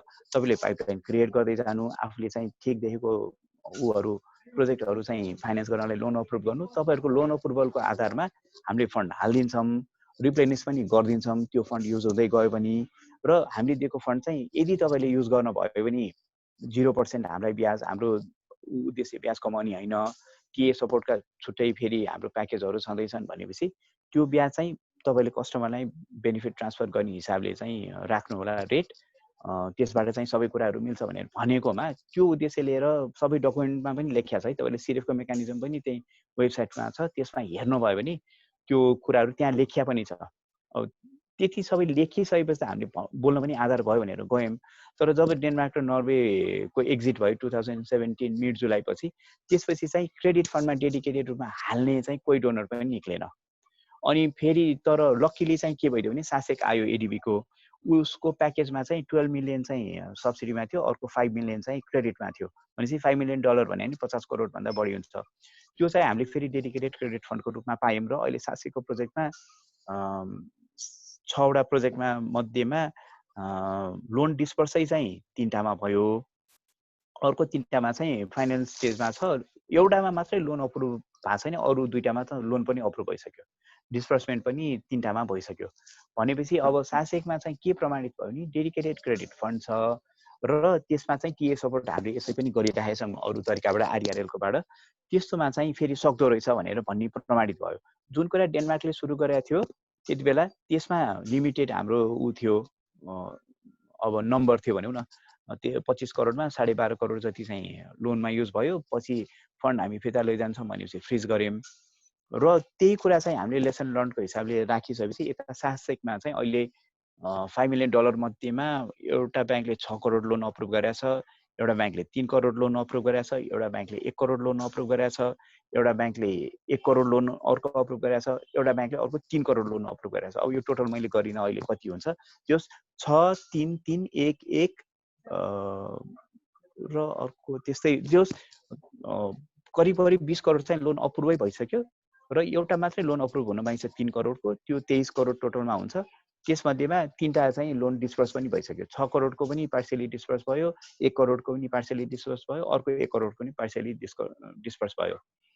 भनेपछि गर्न सकिने देखिन्छ, तर डेडिकेटेड क्रेडिट फन्डको चाहिँ यहाँ आवश्यकता टर्कारो देखियो। त्यसले गर्दाखेरिमा अब मैले यसलाई लामो कथा नभनिकन गर्दाखेरिमा 5 वटा चाहिँ मेरो सोलुसन छ है, 4-5 वटा। एउटा चाहिँ डेडिकेटेड क्रेडिट फन्ड चाहिँ कहीँ न कहीँबाट लिएर आउनु पर्ने देखिन्छ। त्यो हामीलाई क्रेडिट लाइन कुनै अब वर्ल्ड ब्याङ्क, एडिबी, केएफडब्ल्यू अथवा कुनै संस्थाले दिन्छ भने हामीलाई चाहिँ अहिले वर्ल्ड ब्याङ्कले दिएको फन्डमा 0.1% छ है, मैले सरलाई भन्नुपर्छ 0.1%मा नेपाल गभर्मेन्टलाई दिएको छ। त्यस्ता खाले चाहिँ फन्ड आयो भने हामीले तत्कालै डिस्पर्स पनि गर्न सक्छौँ। ब्याङ्कसँग प्रोजेक्टको पाइपलाइन नभएको होइन के, उनीहरूको चाहिँ बरु एपिसीको स्कोपभन्दा ठुला प्रोजेक्टहरू चाहिँ छ, 1 मेगावाट भन्दा बढी ठुल्ठुला, बरु त्यसलाई चाहिँ कसरी स्ट्रिमलाइन गर्ने भनेर भन्ने हुन्छ र ब्याङ्कको पोइन्ट अफ भ्यूबाट हेर्दाखेरि पनि ठुलो प्रोजेक्ट गर्न पाए चाहिँ हाम्रो यो ट्रान्ज्याक्सन कस्ट चाहिँ अलिकति म्यानेज हुन सक्थ्यो। त्यो भने मतलब अल्टिमेटली चाहिँ नेपाल गभर्मेन्ट अथवा सिडिएफ अथवा एपिसी उहाँहरूको चाहिँ ट्रान्ज्याक्सन कस्ट हामीले बियर गरिदिँदाखेरिमा हाम्रो चाहिँ टिए सपोर्टको कस्ट चाहिँ कम हुन्छ भनेर भन्ने थियो। त्यो भनेको के भने अल्टिमेटली सेक्टरलाई नै बेनिफिट हुने हो। हाम्रो जति ट्रान्ज्याक्सन कस्ट, टिए कस्टहरू चाहिँ कम भयो र ब्याङ्कले त्यसलाई चाहिँ आफ्नो सिस्टममा बिल्ड गर्दै गयो भने त्यो चाहिँ हामीलाई नै सस्टेनेबल हुन्छ। 50 खर्च गरेर 500 को चाहिँ काम गराउन सक्छौँ। अब ब्याङ्कले चाहिँ साइज त्यसरी स्पेसिफिक भइसकेपछि हामीले ठुल्ठुलो साइज चाहिँ फेरि हाम्रो स्कोपमा नि परेन र हामीले चाहिँ त्यसलाई अहिले केटर गर्न सकेका छैनौँ। तर भनौँ न 1 मेगावाटसम्मको जति पनि 700 का भाषण 998 किलोवाटको छ एउटा चाहिँ चुकेनीवाला, त्यसमा त 6 करोड लोन एडिबिएले दिइसक्यो, त्यसमा डिस्पर्स पनि भइसक्यो। भनेपछि अब 998 मेगावाटसम्मको लागि यदि डेडिकेटेड क्रेडिट फन्ड छ भने चाहिँ त्यसलाई मोबिलाइज गर्न सकिँदो रहेछ। त्यसको के फाइनेन्सिङ मेकानिजम थियो भने यो अरूलाई पनि सपोर्ट हुन्छ। मेरो पोइन्ट नम्बर 1 कोमा एउटा चाहिँ सब्सिडी 60% छ अराउन्डै, अनि 30% चाहिँ ब्याङ्कको लोन छ र 10% चाहिँ इक्विटी छ। 60-30 र 10 को फाइनेन्सियल मिक्स छ। त्यही प्रिन्सिपल फलो गर्दाखेरिमा त्यो बरोबरले पनि ठुलो पैसा लिन नपर्ने, 10% भनेको खासै ठुलो पैसा पनि होइन। 60 करोडको प्रोजेक्टमा 6 करोड भने त्यसले चाहिँ तिर्न सक्ने छ एउटा। भने सब्सिडी पनि हामीले चाहिँ त्यो जुन ब्याङ्कले चाहिँ अप्रुभ गरेको छ लोन, उसको अप्रुभल लेटर आएपछि हामीले एउटा चाहिँ अग्रिमेन्ट गर्छौँ त्रिपक्षीय, त्यो बरोबर एपिसी र ब्याङ्क बसेर, र हामीले त्यो सब्सिडीको पनि पार्सियल फन्ड त्यहाँ चाहिँ हामी रुट गरिदिन्छौँ। इक्विटी पनि त्यही ब्याङ्कमा हाल्छ त्यो बरोबरले पहिले नै। भनेपछि फाइनेन्सियल क्लोजर पनि डे 1 मै लगभग भयो, डे 1 मै नभनौँ डे फर्स्ट विकमा भयो। अनि त्यसपछि जब हाम्रो चाहिँ त्यो बिलहरू पेमेन्ट गर्ने हुन्छ, सब्सिडी, इक्विटी र लोनको प्रोपोर्सन मिलाएर जो म्यानुफ्याक्चरर इन्स्टलरको हो उसलाई चाहिँ हामी पेमेन्ट गर्नलाई अर्डर दिन्छौँ। ब्याङ्कले चाहिँ त्यो अनुसारले लोन र सब्सिडी र इक्विटीको प्रोपोर्सन मिलाएर पे गरिदिन्छ, त्यही 60-30 र 10 को अगेन्स्टमा। भनेपछि एउटा चाहिँ गर्न सकिने 998 मेगावाटको किलोवाटको हामी गरिसक्यौँ र त्यो लोनको मेकानिजम राम्ररी गइसक्यो। अब रह्यो सानसानोको है, अब ठुलोमा 998 को फाइनेन्सियल क्लोजर भएर काम पनि भइसक्यो। तर सानोलाई के गर्ने त? ल अब त्यो त बरु फिजिबल पनि देख्छ, ब्याङ्कलाई पनि कस्ट कम हुन्छ, ग्रिड कनेक्सन पनि हुन सक्ने छ, ग्रिड रेडी नै प्रोजेक्टहरू हुन्। तर अब अर्को सानो जो चाहिँ बिचतिरका छन् नि 50 किलोवाटका इभन 100 किलोवाटकै जो चाहिँ ग्रिड कनेक्सनको लागि पनि रेडी अहिले भइसकेका छैनन्, एनईले पनि पिपिए तत्कालै हामी गर्छौँ भनेर कमिट गरिसकेका छैन, त्यस्तालाई चाहिँ कसरी गर्न सकिन्छ भन्दाखेरिमा त्यस्ताको पनि हामीले अहिले एउटा राम्रो के भइदियो भने यो 753 नै स्थानीय तहमा राष्ट्र ब्याङ्कले एउटा ब्याङ्कको कमर्सियल ब्याङ्कको क्लास ए कमर्सियल ब्याङ्कको चाहिँ शाखा हुनुपर्छ भन्यो, तोकेरै दिएछ। त्यसमध्ये मेरो लास्ट अपडेट हुँदासम्म 722 वटामा चाहिँ भइसक्यो, 722 वटामा चाहिँ शाखा पुगिसक्यो भनेपछि अब त्यही 30 वटा जतिमा चाहिँ हाराहारीमा पुगेको थिएन। मलाई लाग्छ त्यो पनि अहिले बढिसक्यो होला, किनभने 2 वर्षको डेडलाइन थियो, ब्याङ्कहरूले पुग्ने त्यहाँ चाहिँ पुग्न सक्छ। हो त्यस्ता 100 किलोवाट भित्रका जुन राष्ट्र ब्याङ्कले तोकिएको चाहिँ कमर्सियल ब्याङ्कहरू जानुपर्नेछ, त्यहाँ चाहिँ फेरि यस्तालाई दिन सकिन्छ। र त्यसको एउटा राम्रो पार्ट के भने राष्ट्र ब्याङ्कले अर्को पनि हाम्रो एकदम कन्टिन्युअस लबी गर्दाखेरिमा 3 करोडसम्मको लोनलाई चाहिँ हाइड्रोमा र सानसानोमा चाहिँ 2 लाखसम्मको लोनलाई चाहिँ डिप्राइभ सेक्टरमा काउन्ट गरिसकेको छ। तपाईँले विपन्न वर्गको चाहिँ गणना गर्ने राष्ट्र ब्याङ्कको सर्कुलर वेबसाइटमा छ, त्यो चाहिँ 364 नम्बरको पेजमा छ, त्यहाँ हेर्नुभयो भने त्यो देख्न सकिन्छ। विपन्न वर्गमा सोलरको सबै पर्यो, बायोग्यासको सबै पर्यो, बायोमासको सबै पर्यो, हाइड्रोको 3 करोडसम्मको 500 किलोवाटसम्मको सबै पर्यो। त्यसले गर्दाखेरिमा हामीले चाहिँ डिप्राइभ सेक्टरमा काउन्ट हुँदाखेरि ब्याङ्कलाई चाहिँ एडिसनल बेनिफिट हुन्छ भनेर गर्दाखेरि राष्ट्र ब्याङ्कले मानेर त्यो गर्दछ। भनेपछि एउटा चाहिँ राष्ट्र ब्याङ्कले राम्रो पोलिसीमै डिप्राइभ सेक्टरमा काउन्ट गर्ने गरिदियो र ब्याङ्क मोटिभेटेड भए। सेकेन्ड चाहिँ राष्ट्र ब्याङ्कले तिम्रो जानैपर्छ क्लास ए कमर्सियल ब्याङ्क भनेपछि ब्याङ्कको पहुँच चाहिँ अब पुग्यो। अब जुन कुरा चाहिँ माइक्रो फाइनेन्सको स्कोपभन्दा माथि थियो, डेभलपमेन्ट ब्याङ्कभन्दा स्कोपभन्दा माथि थियो लोनको, उनीहरूको चाहिँ सर्टेन लिमिट छ, त्योभन्दा बढी गर्न पाउँदैन भने त्यो चाहिँ अब कमर्सियल ब्याङ्कले नै केटर गर्न सक्यो।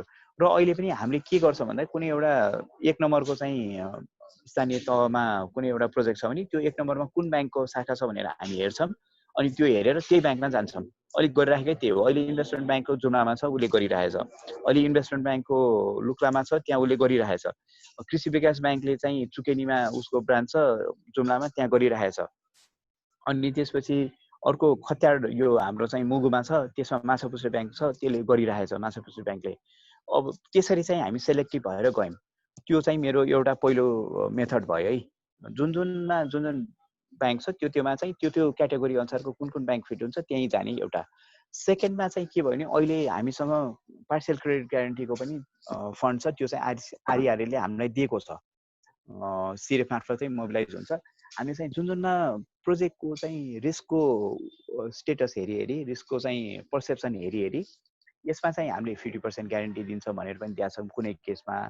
कुनै केसमा चाहिँ ग्यारेन्टी चाहिँदैन, हामीले लिक्विडिटीको फन्ड मात्र दिए पुग्छ भनेर पनि ब्याङ्कसँग पहिला छलफल गऱ्यौँ र ब्याङ्क अग्री गर्यो। अनि उहाँले चाहिँ लिक्विडिटीको फन्ड लिएर बस्नु भएको छ, ग्यारेन्टीको फन्ड छैन, त्यहाँ पनि लोन भइरहेको छ। उहाँहरूको मुख्य उद्देश्य नै यो डिप्राइभ सेक्टर हो, यसलाई चाहिँ हामीले प्रमोट गर्नुपर्छ भनेर लोन दिनुहुन्छ। त्यसको अगेन्स्टमा हामीले फन्ड लिक्विडिटीको फन्ड दिन्छौँ डिपोजिटको रूपमा, र त्यो फन्ड चाहिँ उहाँले आफ्नो ब्याङ्कमा डिपोजिटको रूपमा राख्नुहुन्छ। लोन सकिएपछि तिरिसकेपछि त्यो पैसा उहाँले हामीलाई फिर्ता गर्नुहुन्छ।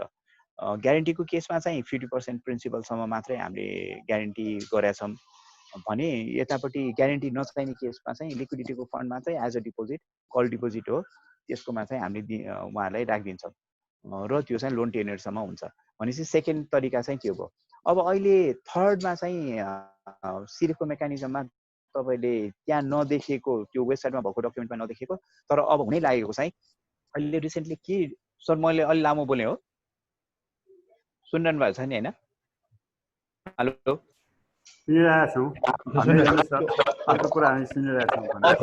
थर्ड कुरा चाहिँ के गरेको छ भने एनआरइपी जुन नेपाल रिन्युएबल एनर्जी प्रोग्राम डिफिटवाला छ, त्यसमा चाहिँ उहाँहरूले लिएर आएको च्यालेन्ज फन्डको कन्सेप्टमा पनि पार्सियल क्रेडिट ग्यारेन्टीको पनि एउटा छ, अर्को इन्ट्रेस्ट सब्सिडीको छ है। जसलाई चाहिँ म लोनसन आफै मिलाउँछु, मलाई मेरो ब्याङ्क आफै छ। अब अहिलेलाई होइन, हाम्रो गुरु हाम्रो चाहिँ मलाई सिकाउने अमात्य सरले भन्नुभयो, यहाँ चाहिँ अब हाम्रो कुशल गुरुङजी जस्तोहरूलाई चाहिँ ब्याङ्कले यसै पत्याउँछ। उहाँहरूलाई चाहिँ हामीलाई के होइन, ब्याजमा चाहिँ अलिकति अनुदान देऊ न त, अरू मिलाउने चाहिँ हाम्रो ब्याङ्कले पत्याएर दिइहाल्छ, ब्याजमा अनुदान दिन्छ भने त्यो चाहिँ देऊ न त भनेपछि त्यस्तो कुराहरू पनि अहिले एनरेपको त्यो च्यालेन्ज फन्डमा लिएर छ। पार्शियल क्रेडिट ग्यारेन्टी लिएर छ, इन्ट्रेस्ट सब्सिडीको चाहिँ मेकानिजम लिएर छ। अहिले अमात्य सरले एकदम क्लियर पार्नुभएको छ। पहिला सुरु कस्तो खाले कस्टमर हो, उसको क्रेडिट निड कस्तो हो, त्यो असेस गरेपछि उसलाई के कुरा चाहिँ हामीले दिन सक्छौँ त। हाम्रो मेन्यु मध्येबाट 1 देखि 10 को मेन्यु छ भने 1 र 3 चाहिने हो कि 1, 3, 5 चाहिने हो कि कुनैलाई 1 देखि 10 चाहिने हो कि, त्यो मेन्यु चाहिँ हामीले तयार पारेर यो खाली चाहिँ बरुवालाई यस्तो खालको चाहिँ क्रेडिटको निड हुन्छ है, अथवा इन्स्ट्रुमेन्टको निड हुन्छ, अथवा फाइनेन्सियल टुलको निड हुन्छ भनेर त्यो गऱ्यौँ भने चाहिँ हामीले गर्न सक्छौँ। भनेपछि एनडिएफसँग हामी निकै लामो छलफल गरेर उहाँहरूले 8 वटा चाहिँ मेन्यु तयार गर्नुभएको छ, कस्तोलाई के खाले चाहिँ दिने त च्यालेन्ज फन्ड मार्फत भनेर। अब त्यो च्यालेन्ज फन्डको चाहिँ अब अस्ति रेगुलेसन बन्यो, अनि मन्त्रालयमा गएर चाहिँ मन्त्रालयले राम्रो सुझाव दिएर यो चाहिँ सिरेफको आइसोलेसनमा नराखौँ, यसलाई सिरेफकै अहिले जुन मैले भनेको अहिलेको हाम्रो अपरेसन म्यानुअल छ त्यसमै राखौँ भनेर चाहिँ सुझाव सहितको हामीलाई चाहिँ पठाइसकेपछि हामीले अहिले सिरेफको अपरेसन म्यानुअल अमेन्ड गर्नलाई कमिटी, नवराज सर, म र प्रेम सर थियौँ, हामी 3 जना, हाम्रो कमिटीले हाम्रो रिपोर्ट चाहिँ सबमिट गर्यो हाम्रो इन्भेस्टमेन्ट कमिटी भने बोर्डमा। अनि बोर्डले चाहिँ ल एपिसी तुरुन्तै यसलाई चाहिँ मन्त्रालयमा पठाउनु भनेर निर्देशन पनि दिइसकेको छ र एपिसीले मलाई लाग्छ यही हप्ताभरिमा चाहिँ मन्त्रालयमा पठाउन सक्छ। ल हाम्रो च्यालेन्ज फन्डको रेगुलेसन यही सिरेफको अपरेसन म्यानुअलमा समाहित गरेर अब चाहिँ च्यालेन्ज फन्ड पनि इम्प्लिमेन्ट गर्ने, सिरेफको क्रेडिटको विन्डो पनि चलाउने, सब्सिडीको विन्डो त एनिवे छँदैछ र टिएको विन्डो पनि चलाउने भनेर हामीले त्यो कम्पाइल गरेर सबै दिइसकेर अब चाहिँ यही हप्ताभरिमा मन्त्रालय जान्छ भनेपछि त्यसमा मन्त्रालयमा भनौँ न अब 1 महिना त लाग्ला। त्यो अप्रुभ भइसकेपछि त्यो गर्ने 8 वटा मेन्युमा के छ त भन्दाखेरिमा एउटा चाहिँ इन्ट्रेस्ट सब्सिडी, एउटा पार्शियल क्रेडिट ग्यारेन्टी, एउटा सप्लायरलाई कस्तो खाले चाहिँ लोनको फन्ड दिन सकिन्छ, यही लिक्विडिटीको फन्डको लागि हो कि अथवा एउटा इन्डिभिजुअल बिचरा केही पनि नजाने बरोबर छ लास्ट माइल भने उसलाई चाहिँ के गर्न सकिन्छ भनेर पनि त्यसमा यस्तो पाटोहरू राखेको छ। त्यो 8 वटा पाटो चाहिँ यस्तै कोलाई के निड छ त्यो अनुसारको केटर गर्ने भनेर मेकानिजम बनाएको छ है। अर्को छ हामीसँग 2टा इन्स्ट्रुमेन्ट अलरेडी, 3टा इन्स्ट्रुमेन्ट अलरेडी एक्जिस्टिङ छ। एउटा चाहिँ माइक्रो हाइड्रो डेब्ट फन्ड भनेर अमात्य सरै हुँदाखेरिमा हिसाबमै त्यो सुरु भएको थियो। फाइनली चाहिँ अहिले जिआइजेडले त्यसमा फन्ड पनि थपेर 1.15 मिलियन युरो छ। त्यो पनि अहिले माइक्रो हाइड्रो डेब्ट फन्ड भनेर एनएमबी ब्याङ्क र हिमाल ब्याङ्कले चलाइरहेछ, त्यो चलि नै रहेछ। त्यसमा पनि लिक्विडिटीको फन्ड छ, पार्शियल क्रेडिट ग्यारेन्टी पनि छ र त्यो चाहिँ माइक्रो हाइड्रोलाई 100 किलोवाट भन्दा मुनिको कम्युनिटी बेसलाई दिइरहेछ। त्यो पनि सक्सेसफुली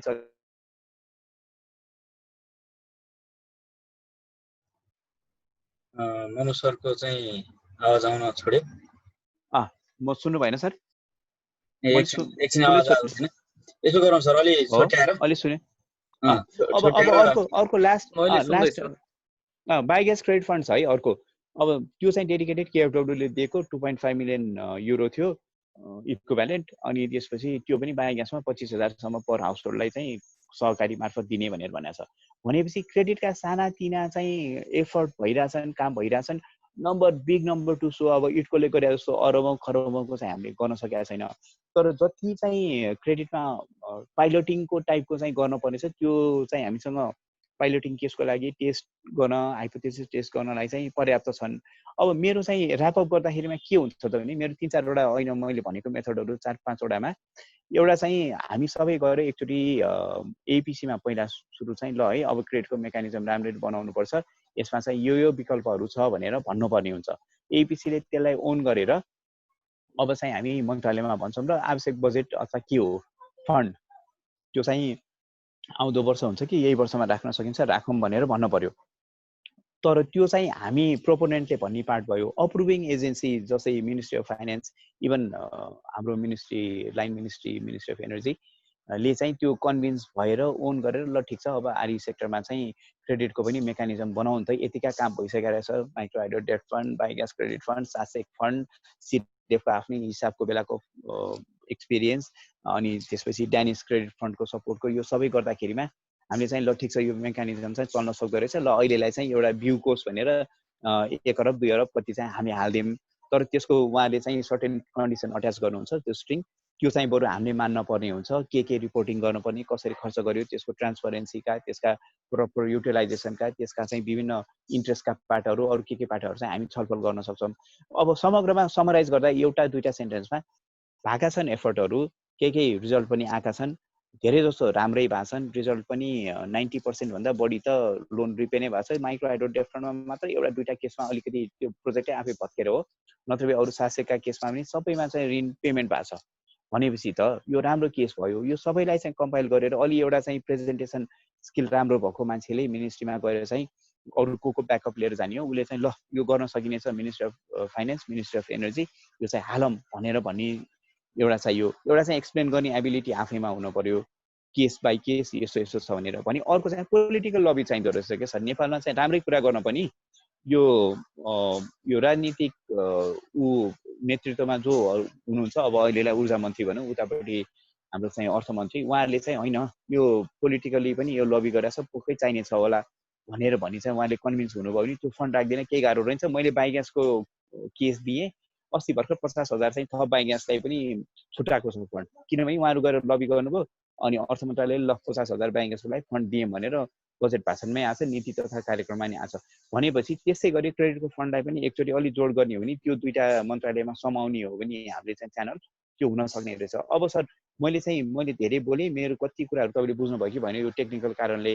अब म चाहिँ क्वेसन एन्सरतिर जाउँ भन्छु। मैले जति बोलेँ त्यो सरले कति बुझ्नु म्याडमहरूले, त्यसको आधारमा क्वेसन सोध्नु अनि स्पेसिफिक एन्सर दिन्छु। त्यो भने अझ क्लियर होला। बरु त्यसरी गरौँ न। अब मैले यहीँ रोकेँ। अब धन्यवाद एकदम मनु सरले धेरै इन्फर्मेसन दिनुभयो, त्यसको लागि धेरै धेरै धन्यवाद। र मैले थप म आफै नै सोध्न चाहेँ, यो अहिले नेपाल सरकारले चाहिँ यो सिरेफमा भएको केही पैसाहरू चाहिँ फिर्ता लान खोजे हो? होइन सर, लगिसक्या हो, त्यो लगिसक्या हो। त्यो म भन्छु नि त, हुन्छ? यो स्पेसिफिक क्वेसन चाहिँ यसलाई तुरुन्तै एन्सर गरिहालेँ। कस्तो पैसा कति लगेको थियो तपाईँले? सर भयो के भने सिडिएफको चाहिँ ब्युटी के भन्दाखेरिमा हाम्रो चाहिँ फ्रिज नहुने फन्ड हो। त्यो भनेको चाहिँ अहिले साल बसाली गर्दाखेरिमा नेपाल गभर्मेन्टको सिस्टम के छ भने 1 करोड रुपियाँ चाहिँ वर्षको बजेट छ, त्यसमध्ये 20% खर्च भएर 20 लाख रुपियाँ खर्च भयो नि, त्यो खर्च भयो। बाँकी 80 लाख रुपियाँ चाहिँ सेन्ट्रल ट्रेजरीमा फेरि असार 25 भित्र बुझाउनुपर्छ। अनि अर्को वर्षको वार्षिक कार्यक्रममा त्यही कार्यक्रम राखेर फेरि त्यसलाई चाहिँ त्यो 80% को लागि अथवा अब त्यसमा थपेर 1 करोड 2 करोड कति हो त्यो फेरि लिन्छ र एवं रीतिले काम हुन्छ। बहुवर्षीय योजनामा चाहिँ त्यो कन्टिन्यू हुन्छ, हेडिङ र पैसा। नत्र एक वर्षको चाहिँ छोटो छोटो समयको लागि चाहिँ त्यही मेकानिजम छ। तर यहाँ डोनरहरूको कन्सर्न प्लस इन्भेस्टरको कन्सर्नलाई पनि मध्यनजर गरेर सिडिएफले के चाहिँ अप्रुभल लिएको छ भने त्यो पैसा चाहिँ खर्च भएन। मानव 20 लाख खर्च भयो, 80 लाख चाहिँ बाँकी छ भने त्यो गभर्मेन्टलाई फिर्ता गर्न पर्दैन। भनेपछि त्यो फिर्ता गर्न नपरेको पैसाले चाहिँ आफैले बसेर ब्याङ्कमा युटिलाइज हुन्छ भने भयो, त्यो सकिहाल्यो गइहाल्यो। भएन भने चाहिँ त्यो 80 लाख रुपियाँले ब्याज कमाउन सक्छ। त्यो चाहिँ रहिरहेको पैसा हो, हाम्रो उद्देश्य ब्याज कमाउने होइन।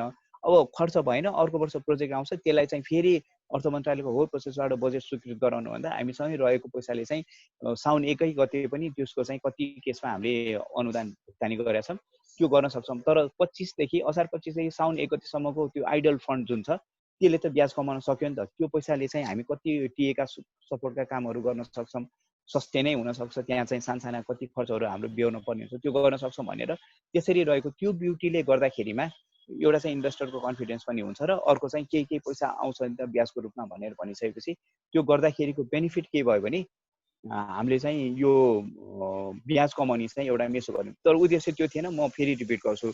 अब त्यस्तै ब्याज कमाएको मध्येमा हाम्रो केही पैसा चाहिँ ब्याजको आम्दानी थियो। अर्थ मन्त्रालयले चाहिँ यो कोभिडको कारणले अब राष्ट्रिय ढुकुटी नै अलिकति चाहिँ डिप्लिट भएको छ, कहाँ कहाँ चाहिँ कोर्सहरू छन् र त्यहाँबाट फ्री फन्डहरू चाहिँ कसरी एक्सट्र्याक्ट गर्न सक्छ गभर्मेन्टले सेन्ट्रल ट्रेजरीमा भनेर गर्दाखेरिमा हामीले केही एउटा हिसाब दियौँ। उहाँले चाहिँ ल त्यो हिसाब अनुसार तपाईँहरूको चाहिँ साइजेबलै अमाउन्ट रहेछ ब्याजको इन्कममा, त्यो पैसा चाहिँ तपाईँहरूले हामीलाई फिर्ता गर्नुपर्छ भनेपछि हामीले त्यो ब्याज बराबरको जति छ आम्दानी अहिलेसम्मको साउन्ड चाहिँ हामीसँग अलरेडी इन्ट्याक्ट छ, नो प्रब्लम। ब्याज बराबरको चाहिँ केही पैसा चाहिँ हामीले मिनिस्ट्री अफ फाइनेन्सको त्यो अर्डर भनौँ न, त्यो अर्डरकै आधारमा चाहिँ हामीले पठाइदियौँ। एउटा त्यो पैसा अहिले चाहिँ सिरेफबाट गइसक्यो, त्यो राजस्वमा नि गइसक्यो। एउटा त्यो भयो। अर्को चाहिँ सिडिएममा एपिसीले पनि अरब रुपियाँभन्दा बढी थियो, हाम्रो पनि करिब अरबै रुपियाँ थियो। तर एपिसीको पनि अरब रुपियाँभन्दा बढीको सिडिएमको इन्कम थियो। त्यो पनि मिनिस्ट्री अफ फाइनेन्सले चाहिँ यसरी बसिरहेको रहेछ, सिडिएमको पैसा नचलिकन त्यो रेभेन्यू चाहिँ तपाईँहरूले अब दिनुपर्छ, अहिलेसम्म चलाएको छैन, राष्ट्रलाई सङ्कट परेको छ, चाहियो भने पछि चाहिँ हामी दिइहाल्छौँ, बजेटको सिस्टममा लिएर आउनु, तपाईँले माग्नु भनेर भनिसकेपछि त्यो पनि केही पैसा चाहिँ हामीले पठाएर करिब 2 अरब चान्सुन चाहिँ अहिले एपिसी र सिरेफ गरेर सेन्ट्रल ट्रेजरीमा गयो। तर त्यसको के चाहिँ अन्डरलाइन कन्डिसन हो भने भोलि कुनै बेला चाहिँ एपिसीले सिरेफले चाहिँ त्यो पैसा फेरि चाहिँ थप माग गरेर गर्न पर्यो भने अर्थ मन्त्रालयले आफ्नो बजेटको जुन प्रक्रिया छ निर्माणदेखि लिएर डिस्पर्स गर्ने प्रक्रिया छ त्यो प्रक्रियामा चाहिँ सबै मन्त्रालय हुँदै आइसकेपछि हामी दिन चाहिँ तयार हुन्छौँ। अहिलेलाई चाहिँ रेभेन्यू नउठ्या भएर यो तत्कालको सोल्युसन हो भनेर त्यसरी चाहिँ हामीलाई अस्योरेन्स दिया भएर अब नदिए पनि हामीले त पैसा फिर्ता दिन पर्थ्यो। तर त्यो अस्योरेन्स चाहिँ हामीले पाएका छौँ। अब एपिसीले चाहिँ त्यसको लागि आफ्नो वार्षिक कार्यक्रममा राख्यो। त्यो बाहेक थप पनि कुनै नयाँ खाले आयो भने त्यो पनि अस्योरेन्स चाहिँ पाएर अब मिनिस्ट्री अफ फाइनेन्सबाट त्यो बजेट चाहिँ लिएर आउन सक्छ। त्यसको लागि केही प्रक्रिया होला, 3 महिना लाग्ला, 2-3 महिना 4 महिना पनि लाग्ला, तर त्यो चाहिँ छ। भनेपछि अहिले भएको सिरेफको फन्डले अनुदान वितरण गर्नलाई केही पनि रोक्दैन। हामीले जति ब्याज आम्दानी गर्यौँ त्यो पैसा चाहिँ हामीले मिनिस्ट्री अफ फाइनेन्सलाई पठाऊ, अनुदानमा कहीँ पनि रोकिँदैन। त्यो अनुदानको पैसा अलरेडी कमिटेड छ भनेर हामीले मिनिस्ट्रीलाई कन्भिन्स गर्यौँ। उहाँले ल 3 अरब जति त तपाईँहरू नै राख्नु न भनेर भनेपछि 3 अरब रुपियाँ त अलि अलरेडी हामीसँग छ, नो प्रब्लम। ल सर, यसलाई मैले यसरी आन्सर गरेँ। नेक्स्ट। धन्यवाद सरलाई जानकारी दिनुभएको। हाम्रो अनुदान चाहिँ रोकिँदैन है सर, अनुदान रोकिँदैन। हजुर, भएको 3 अरब अनुदानमा पनि एकदम इजिली फ्लो हुन नसकेको अझ हामीले प्राइभेट सेक्टरले अलि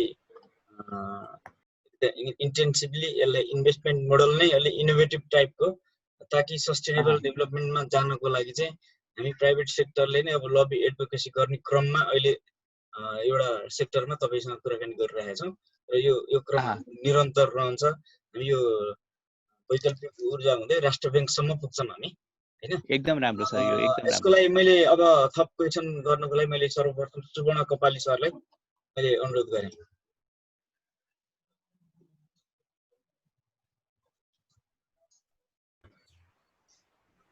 सुवर्ण सर।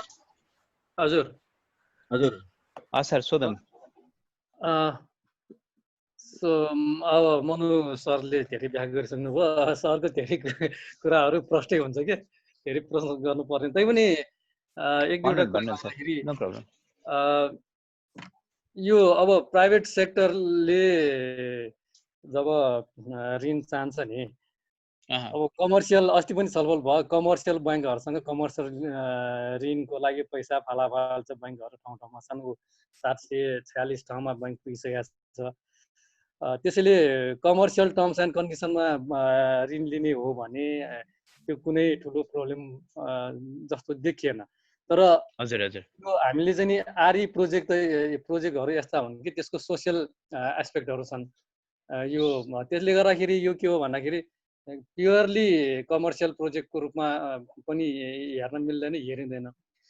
त्यो कारणले गर्दाखेरि यो आरई प्रोजेक्ट गर्ने प्राइभेट सेक्टरले खोजेको भने चाहिँ के हो भन्दाखेरि कमर्सियल लोन भन्दा, कमर्सियल ब्याङ्कबाट कमर्सियल टर्म्स एन्ड कन्डिसनमा लिने लोन भन्दा अलिकति टर्म्स एन्ड कन्डिसन चाहिँ नि सजिलो होस्, ताकि यसलाई चाहिँ नि अलिकति हेरेकै रहेछ भन्ने चाहिँ नि होस् भन्ने हो।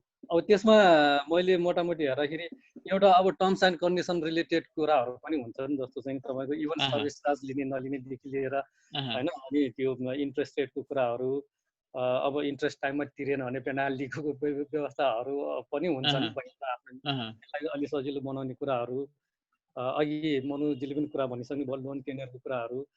अनि त्यस्तै आएर अब त्योभन्दा पनि इम्पोर्टेन्ट कुरा हो कि अर्को त्यो चाहिँ के हो भन्दाखेरि यो रिस्क पर्सेप्सन हुन्छ नि, जुन रिस्क क्यालकुलेसन पर्सेप्सन हुन्छ, त्यसलाई चाहिँ नि कसरी सजिलो बनाइदिने। अब त्यो रिस्क चाहिँ मैले छलफल यसो सबैको सुन्दाखेरि दुइटै पक्षमा छ। एउटा ऋण लिन खोज्ने प्राइभेट सेक्टरको आँखाले देख्ने रिस्कहरू पनि छन् भने ऋण दिने ब्याङ्कले देख्ने रिस्कहरू पनि छन्।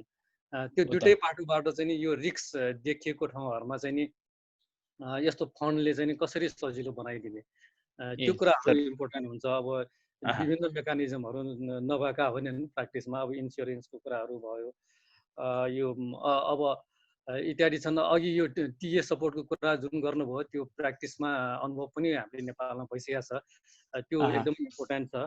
र अर्को चाहिँ नि यो ऋण प्रोसेस, ऋण सुरुमा लिनलाई, ऋण लिने र दिने भन्ने पोइन्टमा पुग्नलाई ऋण प्रोसेसिङ गर्ने टाइम नै पनि एउटा चाहिँ इम्पोर्टेन्ट फ्याक्टरको रूपमा देखिएको छ। एकदम हो नि। प्रोजेक्टहरू टाढा छन्, ब्याङ्कले देख्छ अपर्च्युनिटी कस्ट एकदम हाई भयो भनेर देख्छ। अब ब्याङ्क त्यहाँ नजाने, ओनर चाहिँ नि प्राइभेट सेक्टर चाहिँ नि काठमाडौँ अथवा चाहिँ नि मुख्य सहरहरूमा आउने हो भने उसको चाहिँ नि ट्राभल नम्बर अफ ट्राभल र नम्बर अफ चाहिँ नि के अरे amount of cost involve in travel चाहिँ नि एकदम हाई हुन्छ।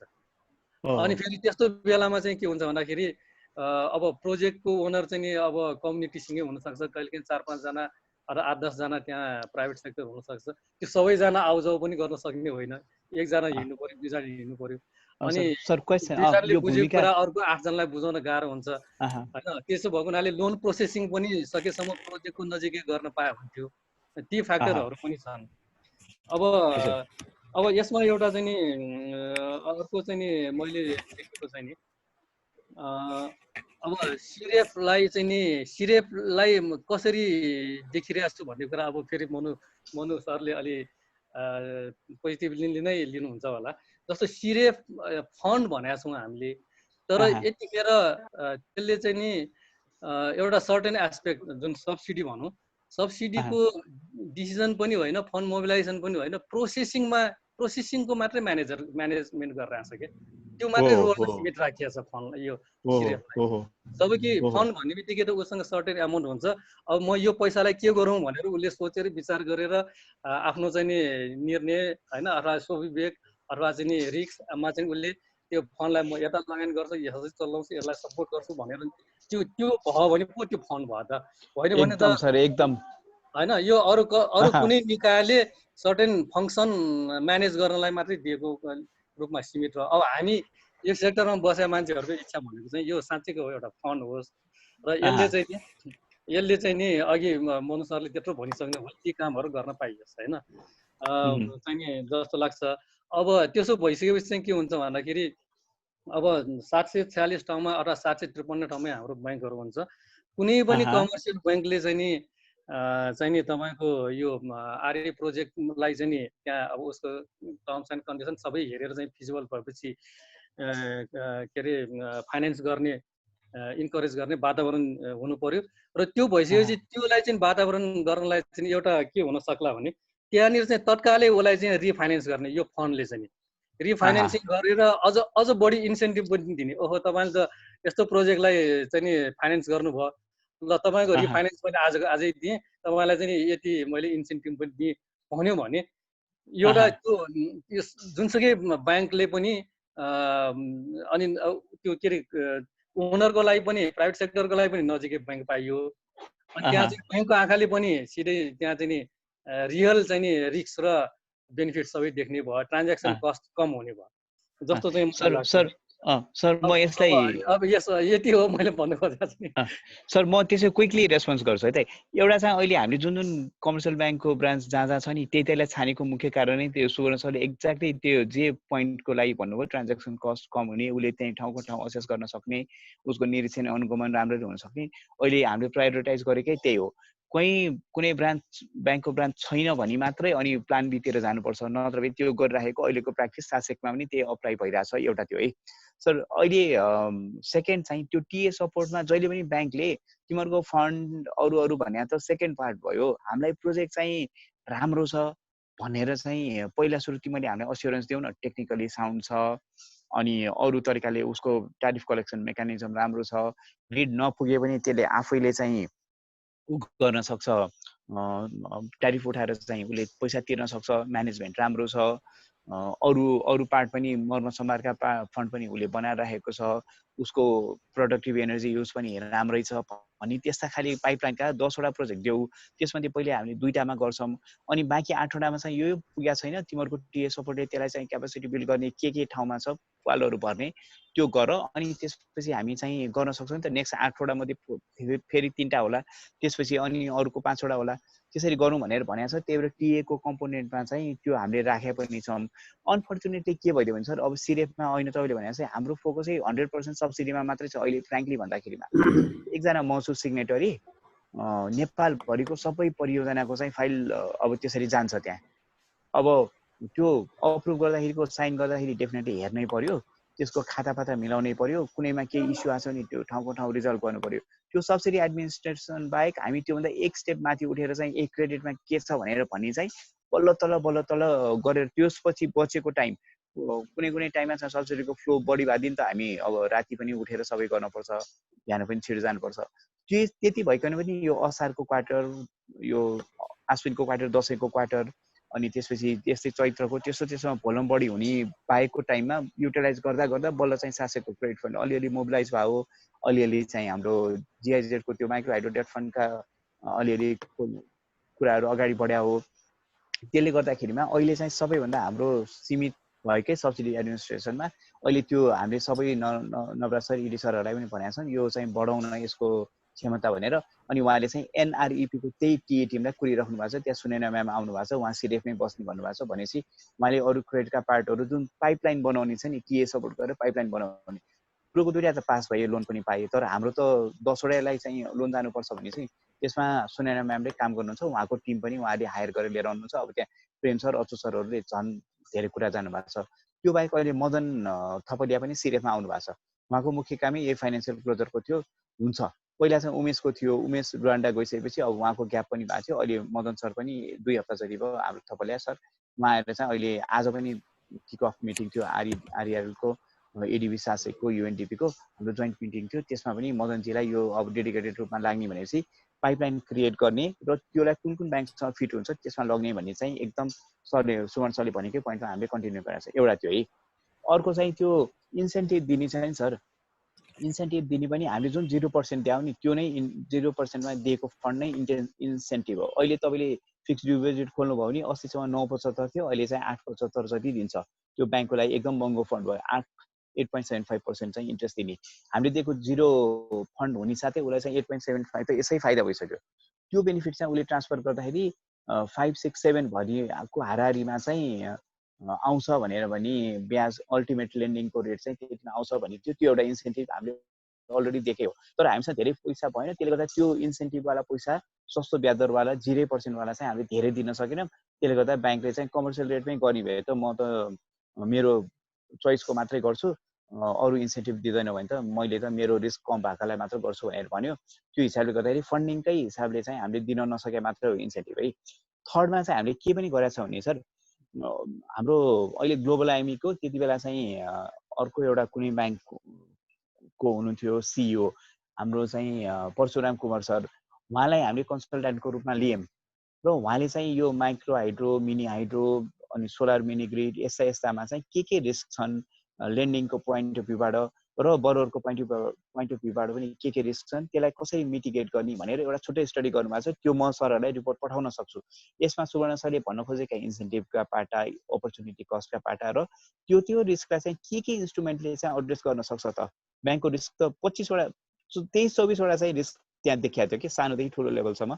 कुनै फाइनेन्सियल रिस्क होला, कुनै म्यानेजमेन्टको रिस्क होला, कुनै चाहिँ अरू अनफोर्सिन पोलिटिकल रिस्क होला, कुनै चाहिँ टाइम टेकिङको रिस्क होला, कुनै चाहिँ के अरू खालेको होला। त्यो क्याटेगोराइज गरेर यो रिस्कमा चाहिँ यो टुलले चाहिँ काम गर्न सक्छ। कुनैमा चाहिँ सिम्पल एउटा चिठी लेखेर भरमा, फोन गरेर भरमा पनि होला, अनि कुनैमा पैसाको चाहिँ खर्च गर्न पनि होला। त्यो छ, त्यो म रिपोर्ट पठाउन सक्छु। त्यसमा चाहिँ सरले भनेका खाले इन्सेन्टिभदेखि रिस्कलाई मिटिगेसन गर्ने मेजरसम्म चाहिँ रेकमेन्ड गराएको छ है।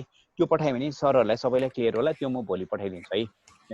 त्यसलाई चाहिँ मैले सुवर्ण सरको 2-3वटा क्वेसनलाई यसरी आन्सर गरेँ। अब अरू अमात्य सरको कडा क्वेसन आउँछ कि भन्ने। अमात्य सरको भन्दा पहिला म एउटा सानो प्रश्न सोध्न पाउँछु होला? पूर्ण सर हो? म पूर्ण रञ्जितका। हजुर हजुर, नमस्कार सर। हजुर, मैले एकदम सानो र सिम्पल मात्र प्रश्न सोध्न खोजेको छु। भनिहाल्नु न। ब्याङ्कहरूलाई 1%, 0%मा चाहिँ फन्ड दिनुहुन्छ नि, भने त्यो माइक्रो फाइनेन्सहरूलाई दियो भने माइक्रो फाइनेन्सहरूले 1% अथवा यस्तो थोरै % ब्याज दरमा फन्ड पाएपछि उसले सस्तो ब्याज दरमा त्यो सानो उपभोक्तालाई फन्ड दिएछ भने सानो उपभोक्ताले एकदमै सस्तो ब्याज दरमा ऋण पाएर रिन्युएबल इनर्जीका साना सिस्टमहरू इन्जोय गर्न सक्छ नि। हामीले गर्न खोजेको हामीले जुन टार्गेट हो, धेरैभन्दा धेरैले चाहिँ राम्रो ठुलो र अहिलेको जमानामा त अब सोलर होम सिस्टमै सानो भइसकेको अवस्थामा अलिकति ठुलो क्वेसन बुझे त्यस्तो पाइन्छ होला। त्यसमा केही छ क्वेसन? ल सर, अब हेर्नु है त, यो ढुकुटीको चाहिँ साँचो भइसकेपछि त्यो भण्डारीले एकदम चाहिँ ख्याल गर्नुपर्ने कुरा चाहिँ के भयो भने सबभन्दा पहिला त्यो पैसा डुब्न भएन होइन। अब यहाँ हाम्रो चाहिँ सहकारी भागेको, माइक्रो फाइनेन्स चाहिँ बन्द भएको, तिनीहरूको चाहिँ राम्ररी अडिट नभएको के यो खबरले गर्दाखेरिमा त्यति बेलै चाहिँ हाम्रो त्यही मैले भनेकै अपरेसन म्यानुअल जुन चाहिँ छ अङ्ग्रेजी नेपालीमा अपलोडेड, त्यसमा चाहिँ क वर्गको वित्तीय संस्था मात्रै राख्नुपर्छ भनी चाहिँ साउकै डर भएर हामीले त्यो व्यवस्था चाहिँ नेपाल सरकार डोनर सबै भएर गरेको व्यवस्था के छ। अब हामीले माइक्रो फाइनेन्समा अहिले सहकारी हेर्नुहुन्छ भने 30,000 भन्दा बढी सहकारी चाहिँ छन्। त्यस्तै एमएफआई पनि 400-500 भन्दा बढीका हाराहारीमा छन्।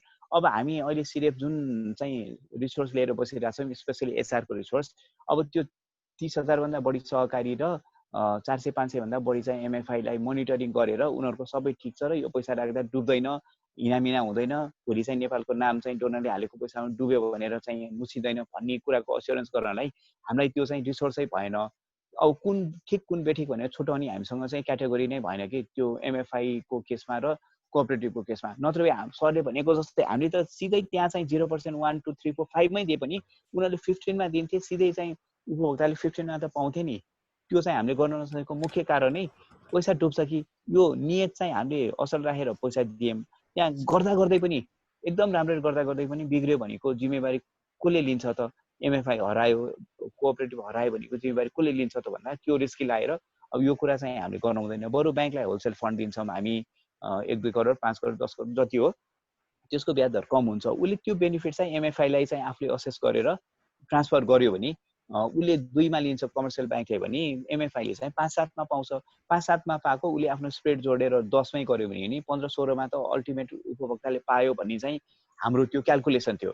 अझ हामीले त्यसमा पनि लिमिट गरेका थियौँ, उसले कमर्सियल ब्याङ्कले चाहिँ 2% भन्दा बढी चाहिँ त्यसमा नाफा राख्नु हुँदैन भनेर पनि राखेका थियौँ। त्यो कन्डिसन पनि थियो। तर जब त्यो डेडिकेटेड क्रेडिट फन्डै भएन भने त्यो मेकानिजम चलेन। सहकारीमा अथवा एमएफआईमा नगएको मुख्य कारणै पैसा डुब्यो भने कसले जिम्मेवारी दिने? डोनरको पैसा ल्याएछ, गभर्मेन्टको पैसा ल्याएछ भने त्यो एउटा है। सबै त्यस्ता नहोलान्, तर एउटाले चाहिँ ब्याड एक्जाम्पल सेट गरेपछि त्यो डर भयो कि त्यही बेलामा फेरि एउटा दुईटा चाहिँ डुबे पनि भागे के भयो, त्यसले गर्दाखेरि अलिकति त्यो बनाउने बेलाको त्यो पार्ट थियो। तर त्यति भन्दा भन्दै बायोग्यास क्रेडिट फन्ड त छ नि सर, त्यसले त यस्तो 4% 6% मा चाहिँ लोन दिइरहेछ। बायोग्यास सेक्टरमै भए पनि आधी सेक्टरको मैले जिम्मेवारी नलिए पनि बायोग्यास क्रेडिट फन्डले चाहिँ कमसेकम बायोग्यास सेक्टरमा त गरिराखेको छ। त्यहाँ पनि 2-4 वटा लोन चाहिँ डुबे के सर। अब 45 लाख त एउटै चाहिँ ब्याङ्कमा डुब्यो, अब क्लास डी थियो डुब्यो, अब के गर्ने? 45 लाख लोन उठाउनलाई यहाँ कति चाहिँ चक्कर छ? अब त्यो भनेपछि त्यो रिस्कको पार्ट हेर्दाखेरिमा 45 लाखले त कति घरधुरीलाई 25,000 को दरले चाहिँ जान्थ्यो होला सर। अब त्यो त 45 × 4 भनेको 90 180 घरधुरीलाई जाने बराबरको चाहिँ 25,000 को दरले लोन थियो, त्यो बन्द भयो 45 लाख एउटैमा डुबेपछि। त्यस्ता रिस्कले गर्दाखेरि नगरेको। तर अहिलेको मेकानिजममा यदि पैसा छ भने चाहिँ हामीले होलसेल फन्ड चाहिँ कमर्सियल ब्याङ्कलाई दिन्छौँ, उनीहरूले आफ्नो सबै क्रेडिट असेसमेन्टका टुलहरू युज गरेर सानसानोलाई दिन्छ, दिनु उठाउने जिम्मेवारी पनि उनीहरूकै हुन्छ। हामीले चाहिँ क्लासिक कमर्सियल ब्याङ्कलाई 5-7 वटालाई दिए भने हामीलाई मोनिटरिङ गर्न पनि सजिलो हुन्छ, हजारौँमा सङ्ख्यामा भन्दा भनेर गरेको रिस्कको पोइन्ट अफ भ्यूबाट। तर पोइन्ट चाहिँ यो पहिला पनि छलफलमा आएकै थियो सर, यसलाई मैले यसरी आन्सर गरेँ अहिलेलाई। एउटा ब्याङ्क क्रेडिट फन्डको विन्डो छ, अर्को चाहिँ होलसेल फन्डकै विन्डो छ, त्यसमा चाहिँ अरू एमएफआई कोअपरेटिभले एक्सेस गर्न सक्छन्।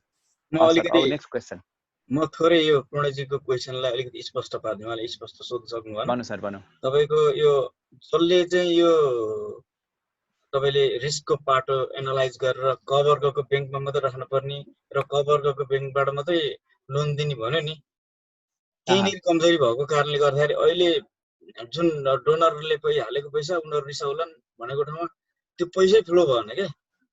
ख वर्गकोलाई दिँदा समस्या भयो भने खमा गमा त दिन सकिन्थ्यो नि त, होइन?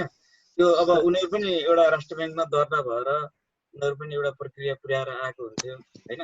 त्यसलाई सबै पैसै डुबाउने, अब सबैले पैसै खान्छन् भन्ने किसिममा सोचेर क वर्गले अब 0% मा राखेको 16-17% मा पनि अब फ्लो नै नहुने भनेको त एउटा अलिकति हो भन्ने चाहिँ हाम्रो पूर्णजीले भन्नु खोज्नु भएको होइन सर। मैले नि पोइन्ट चाहिँ मैले पनि सरहरूकैसँग अग्री गर्छु, होइन?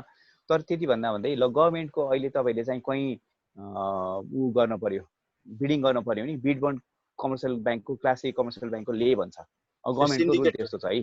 सिन्डिकेट हो एक प्रकारको, अब बिड बन्ड ले भन्छ, त्यसपछि पर्फर्मेन्स बन्ड ले भन्छ क्लास ए कमर्सियल ब्याङ्कको। अब गभर्मेन्टले नै त्यसरी छुट्याइदिएको छ भने हामी गभर्मेन्टकै अहिले एक किसिमले चाहिँ मेकानिजममा काम गर्दा त त्योभन्दा मुनि जान सकेन के सर? अब बाध्यता भन्नु पर्यो। मनु सर, मेरो एप्रोच चाहिँ छ नि होल प्रिन्सिपल भन्दा फरक हो कि जस्तो मलाई लाग्यो। म धेरै अगाडिदेखि नै लो इन्ट्रेस्ट रेट एकदमै कम हुनुपर्छ र गरिबले चाहिँ इन्जोय गर्न पाउनुपर्छ भन्ने एडभोकेसीमा सानो ठुलो स्वर राख्दै आएको पर्सनली त्यस भएको हुनाले अहिले पनि मैले यही कुरा राखेको हो। कुरो के भयो भने सरको अब सरले हेर्नुभयो होला यो माइक्रो फाइनेन्सहरूको यो एयर क्लोजिङ गर्दाखेरि उनीहरूको 52 करोड 53 करोड नाफा भयो भन्ने पनि सुन्नुभयो छ नि सर, बोनस खाछन्। हजुर, अब त्यस्तोहरूलाई पनि अब हामीले चाहिँ एउटा डुब्ने लागेको डुबेर भाग्ला भन्ने खालको चाहिँ हाम्रो एप्रोचमा चाहिँ ल्याउनु नहुने थियो। त्यसमा चाहिँ इभ्यालुएसन क्राइटेरियामा केही कुराहरू एमेन्डमेन्ट गर्न सकिने, रिकन्सिडर गर्न सकिने चाहिँ एउटा चाहिँ सिचुएसन क्रिएट हुनु पर्ला जस्तो मलाई लाग्यो। अर्को एकदम पोइन्ट भ्यालिड सर। अहिले सिरेफको अपरेसन म्यानुअल चेन्ज हुँदैछ हैन? गरिब मान्छेले सस्तो ब्याज दरमा ऋण पाएछ भने उसले चाहिँ राम्रो रिन्युएबल इनर्जी टेक्नोलोजीहरू इन्जोय गर्छ र त्यो चाहिँ देशकै सम्पत्ति हुन्छ भन्ने मेरो चाहिँ ठुलो विश्वास। हाम्रो पनि मान्यता हो र हाम्रो मान्यता पनि यो सस्तो ब्याजको चाहिँ अब धेरै ठाउँमा चाहिँ घुमेर जानुभन्दा छिटै जानलाई चाहिँ अब त्यस्तो खालको कमर्सियल ब्याङ्कहरू भन्दा अरू माइक्रो फाइनेन्स अथवा अरू कुनै किसिमको चाहिँ प्राइभेट सेक्टरले जिम्मा लिएर चाहिँ त्यो किसिमको चाहिँ ब्याङ्किङ फाइनेन्सिङ केही इन्स्टिट्युसनहरू नै स्थापना गर्नुपर्ने एउटा मेकानिजम, अर्को एडिसनल मेकानिजम बनाउन सकिएला भन्ने मेरो विचार हो। हुन्छ सर, मैले सर यो पोइन्टहरू यहाँ विश्वभूषण सरले नोट गरिराखेको अब हामी अलि टुङ्गोमा पुगेनौँ जस्तो लाग्यो। होइन मैले भनेर टुङ्गोमा पुग्ने कुरा त भएन, तर एउटा पहिला हामीले इनिसिएट चाहिँ गरेको हो, तर टुङ्गोमा ल्याउन नसकेका कुराहरू मध्ये एउटा के थियो भनेदेखि यो माइक्रो फाइनेन्सहरू परिचालन गर्न। अब ठिकै छ, अब डाइरेक्ट सिरेफले अब ह्यान्डल गर्ने त अब ह्यान्डलिङ ब्याङ्क नै होला। त्यसमा चाहिँ अब द्याट इज अब प्रपर इन्स्टिट्युसनल मेकानिजम हो होइन। अब सिरेफले 10वटा ह्यान्डलिङ ब्याङ्कसँग डिल गर्न गाह्रो पनि होला। तर हामीले त्यति बेला एउटा के सोच्यो नि, आरएमडिसी टाइपको संस्थाहरू छ नि जसले चाहिँ माइक्रोलाई होलसेलको रूपमा चाहिँ डिल गरिदिने कि। हजुर हजुर, पुरा अहिले हामीहरूले कमर्सियल ब्याङ्ककोबाट होस् भन्ने चाहिँ हामीहरूले खोजिरहेछौँ अथवा इम्प्लिमेन्ट गर्दैछौँ। कमर्सियल ब्याङ्कको त्यो प्रायोरिटीमा यो होलसेल यो प्रायोरिटी सेक्टर लेन्डिङ अथवा चाहिँ गाउँमा माइक्रो फाइनेन्स लेन्डिङ गर्ने कमर्सियल ब्याङ्कको प्रायोरिटीमा नरहने र नेपाल राष्ट्र ब्याङ्कको भनौँ न पेनल्टीहरू हिसाबले मात्र मिनिमममा जाने जुन ट्रेन्ड छ, त्यसलाई ओभरकम गर्नलाई त जुन संस्थाहरू यही चिजको लागि अथवा यही उद्देश्यको लागि बनेको संस्था आरएमडिसी टाइपको संस्था अथवा अरू पनि छन् जस्तो एउटा होइन। यो हाम्रो के बिर्सेँ मैले, एडिबीबाट रिटायर भएर गएको एउटा अर्को त्यस्तै किसिमको माइक्रो फाइनेन्स अहिले ब्याङ्कै बनाएको छ होइन। नाम चाहिँ बिर्सेँ, हाम्रो के भन्छ पहिलेको शङ्कर मानजीहरूले बनाउनु भएको ब्याङ्कै एउटा। शङ्करमान सरहरूले बनाएको आरएमडिसी हो होइन, एउटा अर्को पनि छ एसडिसी को थ्रुबाट बनाएको एउटा अर्को ब्याङ्क छ कि फेरि। नयाँ नेपाल लघु वित्त हो होइन, ज्योति विकास ब्याङ्क हो। ज्योति विकास ब्याङ्क त एनइएको स्टाफले बनाएको भयो, त्यसै स्वावलम्बन भन्नुभयो होला। हो स्वावलम्बन होला। हजुर हजुर, स्वावलम्बन टाइपको यस्तो ब्याङ्कहरूलाई पनि हाम्रो ह्यान्डलिङ ब्याङ्कलाई चाहिँ अलिकति डिरेक्टिभ दिएर अथवा चाहिँ उनीहरूलाई अलिक डाइरेक्सन दिएर अब डाइरेक्ट डिल गर्न हामी सक्षम भएनौँ अथवा हामीलाई फिजिबल भएन। हामीले ट्राई त गरे हो पहिला 2006-07 तपाईँ पनि हामी मिटिङमा गएको जस्तो लाग्छ होइन। मान्छेलाई नै भेटे जस्तो लाग्छ, उहाँको सेकेन्ड म्यान हो कि शङ्कर मान्छेलाई भेटेको बिर्सेँ मैले। अब यसलाई चाहिँ अझ पर्सु गर्दाखेरि कसो होला, खास गरी इनर्जी डाइरेक्टली एन्सर गर्नु सर। यो फाइनेन्स 10वटा फाइनेन्सिङको कुराहरू रिक्वायरमेन्टहरू मध्ये एउटा चाहिँ इनर्जी एक्सेस फाइनेन्सिङ के, जस्तै सोलर होम सिस्टम अथवा सानो बायोग्यासको लागि अथवा अरू कुनै किसिमको रिन्युएबल इनर्जी इन्टरभेन्सन जो कि हाउस होल्ड लेभलमा र गरिबहरूलाई चाहिँ प्रायोरिटीमा राखेर गर्ने किसिमको फाइनेन्सको लागि। सर अब मैले भन्छु है त, मैले क्वेसन बुझिहालेँ, म भन्छु है सर। शङ्करमान सरको आरएमडिसीमा हुँदाखेरिमा हामीले कन्ट्र्याक्टै साइन गऱ्यौँ है। अनि उहाँलाई चाहिँ हामीले 1 करोड जतिको काममा सुरुमा चाहिँ 22-25 लाख चाहिँ टिए सपोर्ट भनेर दियौँ। उहाँले तपाईँहरूको हामीलाई फन्ड चाहिँदैन, हामी आफै दिन्छौँ भनेर गर्नुभयो। त्यसमा राम्रोसँगले चाहिँ फाइनेन्सिङ पनि भयो। अनि त्यसपछि हिमाल ब्याङ्क पनि हाम्रो पार्टनर ब्याङ्क थियो त्यति बेला। अब हिमाल ब्याङ्कको सिइओ अशोक सर चाहिँ आरएमडिसीको चेयरपर्सन पनि हुनुहुन्थ्यो। शङ्कर मानसँग गएर हामीले धेरैपल्ट भेटिसकेपछि ल मनुजी तपाईँ धेरैपल्ट आउनुभयो, यो काम गर्छौँ हामी भनेर उहाँले चाहिँ 1 करोड जतिको कन्ट्र्याक्ट साइन गरेर त्यसमा 20-25 लाख चाहिँ हामीले डिस्पर्स पनि गऱ्यौँ र उहाँले मजाले काम गर्नुभयो, लगानी पनि भयो। प्रब्लम चाहिँ कहाँ गएर भयो भने फेरि घुमिफिरी रुम्जाटा डेनमार्क चाहिँ हामी फर्किन्छौँ, हाम्रो पैसा फिर्ता दिए भनेपछि हामीले चाहिँ आरएमडिसीसँग त्यो कन्ट्र्याक्ट क्लोज गरेर अनि त्यो पैसा फिर्ता लिएर डेनमार्क र नर्वेलाई चाहिँ पैसा त्यो उहाँहरूले भनेको अकाउन्टमा डिपोजिट गऱ्यौँ। त्यसपछि डेनमार्क र नर्वेले त्यो पैसा चाहिँ लिएर गयो, फिर्ता लिएर गयो है। अब आरएमडिसीसँग भइसक्यो हो, उहाँले पनि लगानी गर्नुभयो, उहाँहरूको आरईको पोर्टफोलियो राम्रै थियो र यो चाहिँ पार्टनरसिप भइसकेको थियो। एउटा त्यो मैले आरएमडिसीको त्यसरी एन्सर गरेँ है। अर्को हामीले अहिले चाहिँ जीवन विकास समाज छ नि जेबिएस, पूर्वतिर चाहिँ उसको 6-7 लाख 9 लाखै भने जस्तो त्यति धेरैको चाहिँ क्लाइन्ट बेस छ। उसलाई अहिले च्यालेन्ज फन्ड अन्तर्गत हामीले उसले चाहिँ फाइनेन्स गर्ने भेन्डरको रूपमा उसको जेबिएस ऊर्जा भन्ने छुट्टै छ। अनि यता जेबिएस ऊर्जाले vendor as a vendor finance गरेकोमा उसकै जेबिएसको चाहिँ माइक्रो फाइनेन्स इन्स्टिट्युसनले एमएफआईले चाहिँ तिनीहरूलाई पनि फेरि भेन्डरले गरेको फाइनेन्स बाहेक अरू चाहिँ सानो लोन 20-25 हजारको 50 हजारको चाहिन्छ भने त्यो चाहिँ गर्ने भनेर अहिले हाम्रो अहिले पनि एउटा चाहिँ लाइभ कन्ट्र्याक्ट छ। त्यो चाहिँ अस्ति भर्खर हामीले 9 महिना थपेर अब 2021 को उसमा अगस्तसम्म चाहिँ हामीले थपेका छौँ है। त्यही भएर यो प्रयास पनि नभए होइन, अलरेडी एउटा हामीसँग लाइभ कन्ट्र्याक्ट छ। एउटा चाहिँ अनफर्चुनेटली क्लोज गर्न पर्यो आरएमडिसीको, डेनमार्कले पैसा लैजाने भइसकेपछि। तर यतापट्टि चाहिँ जीवन विकाससँगको माइक्रो फाइनेन्सवालामा चाहिँ अलरेडी भइरहेको छ। तर त्यो च्यालेन्ज फन्डमा त्यहाँ पनि हामीले फन्ड दिनु पर्दैन, टिए सपोर्ट हो।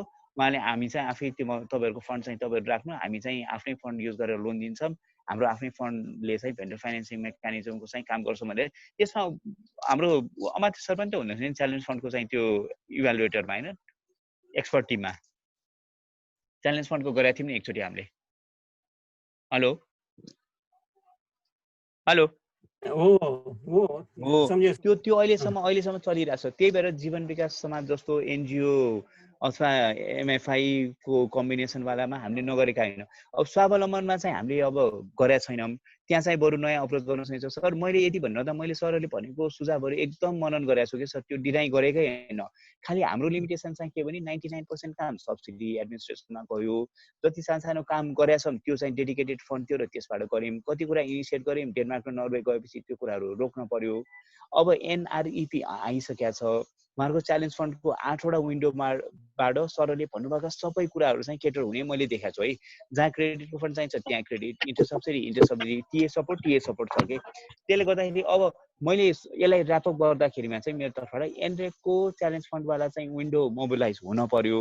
त्यसको लागि बरु मन्त्रालयमा कहाँ हुन्छ यसलाई चाहिँ छिटो अप्रुभ गर्न पर्छ भनेर चाहिँ सरहरूले पनि आफ्नो तर्फबाट रिक्वेस्ट गर्न चाहिँ त्यो गरिदिनु भयो भने सजिलै हुन्छ होला। हामीले त प्रयास नै गरिरहेका छौँ, एपिसी त पुरै होल हार्टेडली लागिरहेछ।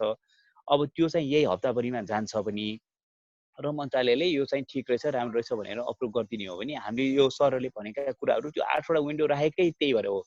क्लाइन्ट अनुसारको निड के छ, त्यो निड अनुसार चाहिँ के टुल डेभलप गर्दाखेरिमा उसको समस्या चाहिँ समाधान हुन्छ, उसको निडलाई केटर गर्ने खाले चाहिँ विन्डो राखेको हो कि। त्यही भएर यो कुरा चाहिँ मैले यसरी समग्रमा चाहिँ समष्टिमा भन्दाखेरि त्यसरी गरेँ सर। अब अहिले जति प्रयास भएको छ त्यो लिमिटेड नम्बरमा थियो। अब एनरेससँग ठुलो टिम पनि छ, ठुलो पैसा अब 9 मिलियन पाउन्ड भनेको त अरबौँ रुपियाँ भयो। त्यसले चाहिँ धेरै काम गर्न सकिन्छ होला सर। अहिलेसम्म जति भने त्यसको लागि अब मैले माफ पनि माग्नुपर्छ अब रेस्पोन्सिबल भएर। तर लिमिटेसन पनि थियो हाम्रो, काम बढी सब्सिडीतिर भयो, जति प्रयास गर्यो त्यसले लिमिटेड रिजल्ट मात्र दियो। एकदम ब्याज घटाउने, एकदम ठुलो नम्बरमा काम गर्ने, गरिबभन्दा गरिबलाई लास्ट माइललाई नै चाहिँ सर्भिस पुग्ने, फाइनेन्सियल सर्भिस पुग्ने, ठाउँको ठाउँ चाहिँ ब्याङ्कले पैसा लोन दिन्छु भनेर भन्न सक्ने वातावरण मिलाउने त्यो पार्ट चाहिँ नभएको हो। त्यो मैले एडमिट पनि गर्नुपर्छ सर। यसरी मैले अहिले टुङ्गाएँ सर मेरो भनाइहरू। यसको लागि अब आजको हाम्रो एउटा निष्कर्ष मध्येको एउटा निष्कर्ष भनेको चाहिँ हामीले खबरको मात्रै ब्याङ्क होइन कि ख ग घ जहाँ जसको एक्सेस पुग्छ त्यसको लागि पनि हामीले चाहिँ लबी एन्ड एडभोकेसी गर्नुपर्छ भन्ने सर। अहिले खसम्म त यसै पनि दिएको छ, डेलिभरी मेकानिजमले 73 को डेलिभरी मेकानिजमले खसम्म दिएकै छ। अब खलाई समावेश गर्दाखेरिको उसले चाहिँ मलाई फन्ड देऊ नि त भन्यो भने सिरेफसँग छैन कि डेडिकेटेड क्रेडिट फन्ड त्यो भाव अहिलेसम्म ख नदेखेको भएर होइन ख थियो ख पहिल्यैदेखि थियो 73मै अप्रुभ भएर आएको तर अब एडिबीले हाल्दिएको त्यो शासकवाला फन्डको चाहिँ कले नै हामी दिन्छौँ भनेर 3 करोड 5 करोड 6 करोड लोन दियो सबभन्दा सानो नै 1 करोड छ 1 करोड 65 लाख छ 1 करोड छ 3 करोड 6 करोड त्यसरी छ त्यसले गर्दाखेरिमा कले नै दिए त्यसमा खमा हामी जानु पर्दैन अब खले चाहिँ म लोन दिन्छु पैसा देऊ नि त भने चाहिँ सिरेफसँगै छैन भन्न खोजेँ कि मैले त्यही भएर पनि ख अलि बाहिर नआएको त्यस्तो भयो हाम्रो कुशल गुरुङ सर अब कमर्सियली भाइएबल कुशलजी को के क्वेशन छ मेरो छैन सर अघि सरले आफै भन्नुभयो सिरेफको धेरै लिमिटेसन्सहरु सुनाइसक्नुभयो अब हामी त्यसमा क्वालिफाइडै हुँदैनौँ हैन अब सायद अब एनरेपको च्यालेन्ज फन्डतिरै नै होला कि सब्सिडाइज इन्ट्रेस्ट रेटको कुरा त हामीलाई चाहिने सर त्यो एनरेपको पनि सिरेफकै विन्डोबाट जानी छ हाम्रो एउटै म्यानुअलमै आएर जानी भएर त्यो पछि हामीहरु चाहिँ छुट्टै बसेर एनरेपको टिमसँग कसरी केटर गर्न सकिन्छ निड अनुसारको त्यो हामी गर्न सक्छौं जस्तो लाग्छ म त पोजिटिभ छु है एकदम अप्टिमिस्टिक छु अब चाहिँ ऋणको यस्ता कुराहरुको चाहिँ टुलहरुको चाहिँ अगाडि बढ्छ भन्नेमा हस्तजीको के छ हुन्छ सर त्यति नै मेरो एउटा कुरा थियो है हजुर सर अब हामीले एनरेपको 10 मिलियन पाउन्डको कुरा गरिरहेका छौं करिब 1.5 अरब रुपैयाँ हुन्छ त्यो धेरै भनेर त्यति हौसिने नै पर्ने जस्तो चाहिँ मलाई लागेको छैन यदि रिन्युएबल एनर्जीलाई पोलिसी नीति नियमले सपोर्ट गर्ने र यसलाई चाहिँ द्रुत गतिमा एकदम हाई लेभलमा अपस्केलिङ हुने हो भने 1.5 अरब रुपैयाँको फाइनान्सिङले खासै चाँडै सकिन्छ भन्ने त्यो सकिन्छ भन्न मात्र खोजे हो भनौँ न कुशलको प्रोजेक्ट भनौँ 50 वटा प्रोजेक्ट आयो भने त 1.5 अरब त आँखा चिम्लेर सकिन्छ नि कति नै टाइम हो नि एउटा पार्ट त्यो हो हैन तर चाहिँ हामीले अब आई डोन्ट नो अब च्यालेन्ज फन्डमा हुन त अब तपाईहरुले केयर गरिराख्नु भयो होला त्यो 1.5 अरब रुपैयाँ लिभरेज लिने विचार गरिराख्नु भएको छ कमर्सियल बैंकसँग सर अहिले त 1:2 सिरेफको अपरेसन म्यानुअलमा चाहिँ 1:1 पहिलो वर्ष 1:2 सेकेन्ड इयर भनेको हामीले डेयर गर्यो भने 3 चाहिँ बैंकले गर्न पर्यो त्यसपछि चाहिँ क्रमशः बढ्दै जाने भनेर भनेको छ अब त्यही हिसाबले भनौं न पहिलो वर्ष 1.5 अरब मध्ये 1:1 मा अर्को 1.5 अरब थप्यो भने 3 हुन्छ अनि अर्को वर्ष चाहिँ 1:2 गर्यो भने 1.5 को उहाँले 3 गर्दा 4.5 हुन सक्छ भन्ने हाम्रो अनुमान हो अहिले लेखेकै कुरा चाहिँ मैले ठ्याक्कै भन्दाखेरिमा अनुमान त्यही हो हाम्रो उले त टोटल ल्याउने नै 1.5 अरब हो नि 3-4 वर्षमा होइन हामीले बैंकबाट लेभरेज गराउने भने चाहिँ हो त्यही हो हामीले भने 1.5 अरब रुपैयाँ भयो भने अब त्यो 1.5 अरबलाई अब 3 वर्ष 4 वर्ष भित्र डिस्बर्स गर्यो भने अब 2-3 मा 2 मा आउला लिभरेज आउन पर्छ सर आउन पर्छ त्यही हो अब यसलाई चाहिँ अरु फन्ड नेपाल सरकारको फन्डलाई पनि तान्नु पर्यो हैन खाली डोनरको मात्र आश गरेर कुन डिफिटलाई रिस उठ्ला डेनिनालाई जस्तै कुनै एउटा पोलिटिकल कारणले अनि फेरि फिर्ताले हामी जान्छौं भने अस्ति अहिले तपाई जुन कुन कुरा फेरि त्यही कुरा भन्नु पर्ने हुन्छ कि हो त हाम्रो इन्टरनल रिसोर्सेसहरुलाई कसरी मोबिलाइज गर्न सकिन्छ एउटा हाम्रो क्लाइमेट फन्डका पैसाहरु छन् अरु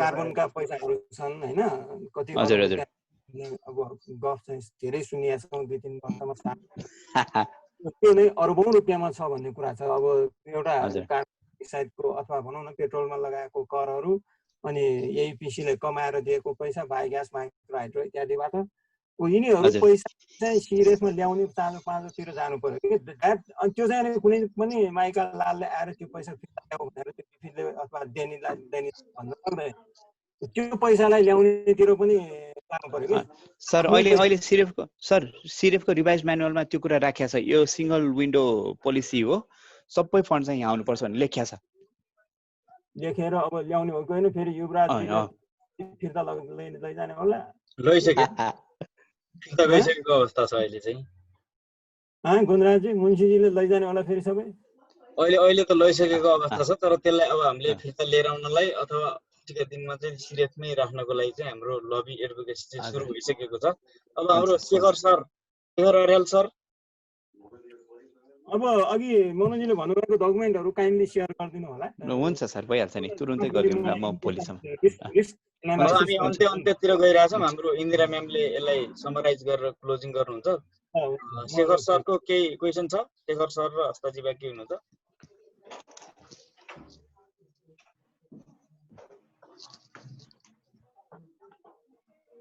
शेखर अर्याल सरको माइक अन भएन। हस्त सर,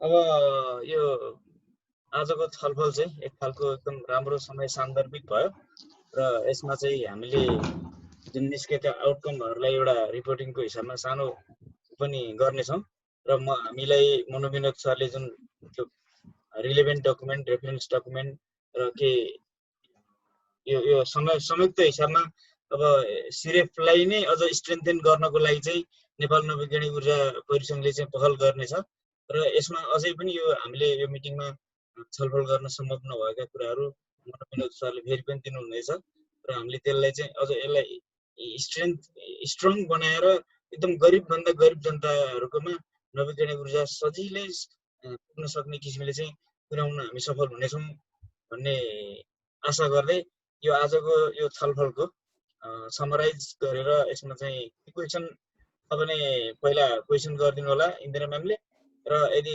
क्वेसन छैन भने यसलाई समराइज गर्नलाई मैले इन्दिरा म्यामलाई अनुरोध गरेँ। समराइज गरेर क्लोजिङ पनि गर्नलाई। मेरो पुरा नमस्कार छ सबैलाई। यो एउटा चाहिँ आज चाहिँ सिरेपसँग नजिकै बसेर यस्तो डिस्कसन्सहरू गर्न पायो। यो फाइनेन्सियलमा हुन त म त्यसको विज्ञ होइन, तर त्यसको नेसेसिटी चाहिँ नि बुझेको छु भन्न चाहन्छु यहाँ।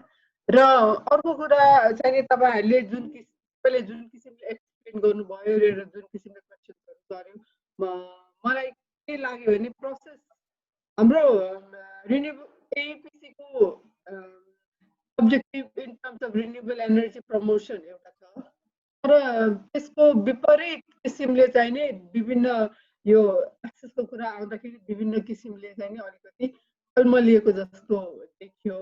टु सर्भ द पुअर अनि प्राइभेट सेक्टरलाई मोबिलाइज गर्ने इत्यादि भन्ने एकदम ठुल्ठुलो कुराहरू अब्जेक्टिभमा छ। तर यो सर्भिसेस एपिसीले दिन पर्ने सर्भिसेसहरू चाहिँ नि त्यहाँ पुग्नलाई नै एकदमै गाह्रो। Renewable energy for uplifting livelihoods of the rural people भनेर भनेको छ। अब रुरल पिपललाई चाहिने जुन एउटा सर्भिस फाइनेन्स हो त्यो चाहिँ नि पाउन नै गाह्रो। अर्को भनेको तपाईँले भन्नुभयो नि ए ग्रेडको फाइनेन्सिङ ब्याङ्कले इन्स्टिट्युट्सहरूले चाहिँ नि सबै पैसाहरू लिइसक्यो, अहिले अरूलाई छैन भनेर भन्दाखेरि तपाईँहरूले त्यो जुन ग्रेडिङ भएको ब्याङ्कहरूले कुन किसिमले चाहिँ नि उनीहरूको पहुँच लास्ट माइलसम्म छ भन्ने कुरा चाहिँ एसेस गर्नु भएको छ कि छैन, र जुन किसिमले उनीहरूले सँग लिएको पैसा मोबिलाइज गरेको छ त्यो चाहिँ नि पैसा तपाईँको प्राइभेट सेक्टर त प्राइभेट सेक्टर, तर एकदमै यो रिन्युएबल एनर्जीमा काम गर्ने प्राइभेट सेक्टर होइन कि अरू नै बिजनेस हाउसेसहरूले मात्रै एक्सेस पाउने हो कि तपाईँहरूलाई आजसम्म सर्भिस दिइरहेको चाहिँ नि अर्गनाइजेसन्स लाइक बिएसपी यो बायोग्यास कम्पनी हो, उहाँहरूलाई त तपाईँले फेरि डेडिकेटेड छ भनेर भन्नुभएको छ। त्यसै गरी अरूहरू पनि छ नि, उनीहरूलाई त्यसको पहुँच चाहिँ नि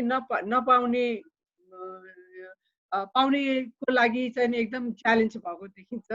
अनि अर्को भनेको उनीहरूको यो जेसी स्ट्राटेजी र जेसी पोलिसी पनि रिन्युएबल एनर्जी सेक्टरमा बनेको छ।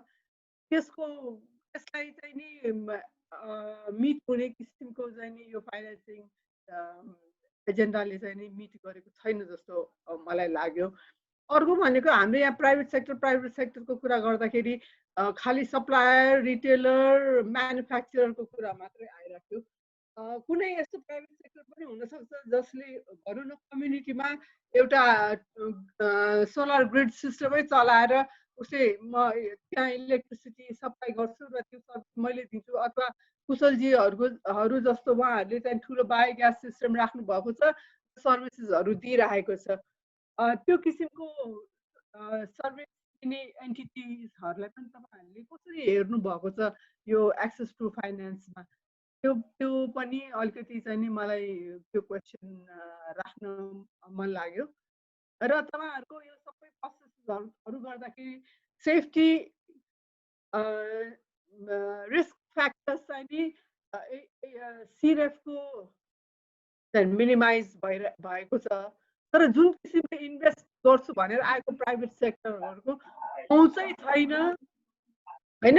अनि सबैलाई चाहिँ नि अलिकति यो के भन्छ मिसट्रस्टको नजरियाबाट हेरेर अगाडि गर्दाखेरि तपाईँहरूको आफ्नै सर्भिस डेलिभरीमा ठुलै च्यालेन्ज हुन्छ जस्तो पनि मलाई लाग्यो। अलिकति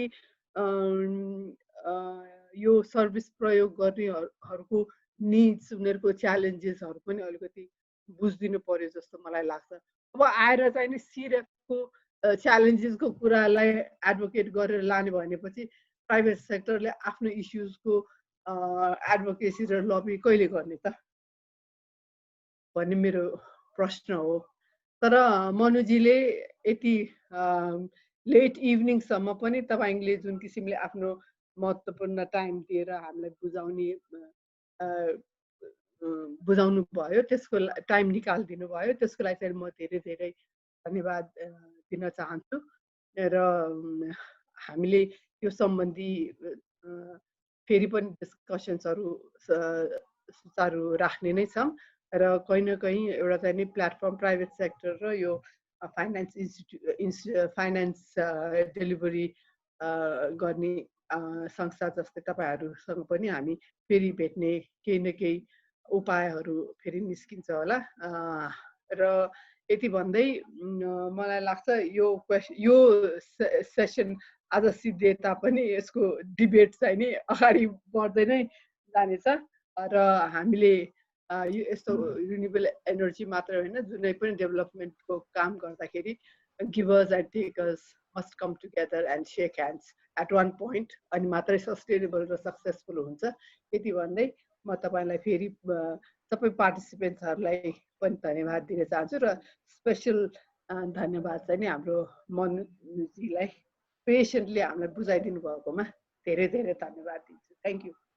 धन्यवाद इन्दिरा म्याम, एकदमै राम्रो समराइज पनि गरिदिनु भयो र विशेष धन्यवाद आज मनु विनोद सरले जुन सिरेफको बारेमा र अब हामी अहिलेसम्म भएको मेकानिजमको बारेमा पनि बताउनु भयो र अब जानलाई अब कस्तो तरिकाले जानुपर्छ भन्ने किसिममा पनि उहाँले केही बाटो पनि देखाउनु भयो र अब हामी सहकार्य गरेर संयुक्त हिसाबले यसको जुन अहिले एकदम गरिबभन्दा गरिबमा जुन उद्देश्यले सिरेफको स्थापना भएको छ त्यो उद्देश्य बमोजिमका पुर्याउनलाई पहिला परेका कठिनाइहरूलाई, पहिला भोगेका तिता मिठा अनुभवलाई अब हामीले एउटा त्यसलाई शिक्षाको रूपमा लिएर अबका दिनमा चाहिँ हामी कसरी अगाडि बढ्ने भन्नलाई आज एकदम यथेष्ट एकदम राम्रो छलफल भयो। यो छलफलमा राम्रो इनपुट दिएर सहयोग गर्नुहुने, एकदम छोटो समयको निम्तोलाई समेत स्वीकारेर आउनुहुने र सल्लाहकार Bishwabhushan Amatya sir, Indira ma'am, Shekhar Aryal sir, Subarna Kapali sir, Kushal गुरुङज्यू, हस्त पण्डित हाम्रो नवीकरण ऊर्जा परिषदको कोषाध्यक्ष हुनुहुन्छ पुनरञ्जितकार, र हाम्रो गणेश शाह सर पनि झिलुक्क आउनुभएको थियो, जानुभयो, त्यही पनि उहाँलाई पनि धन्यवाद। उहाँको सपोर्ट छ, यसमा समर्थन पनि छ, उहाँले यसमा गर्नुभएको छ।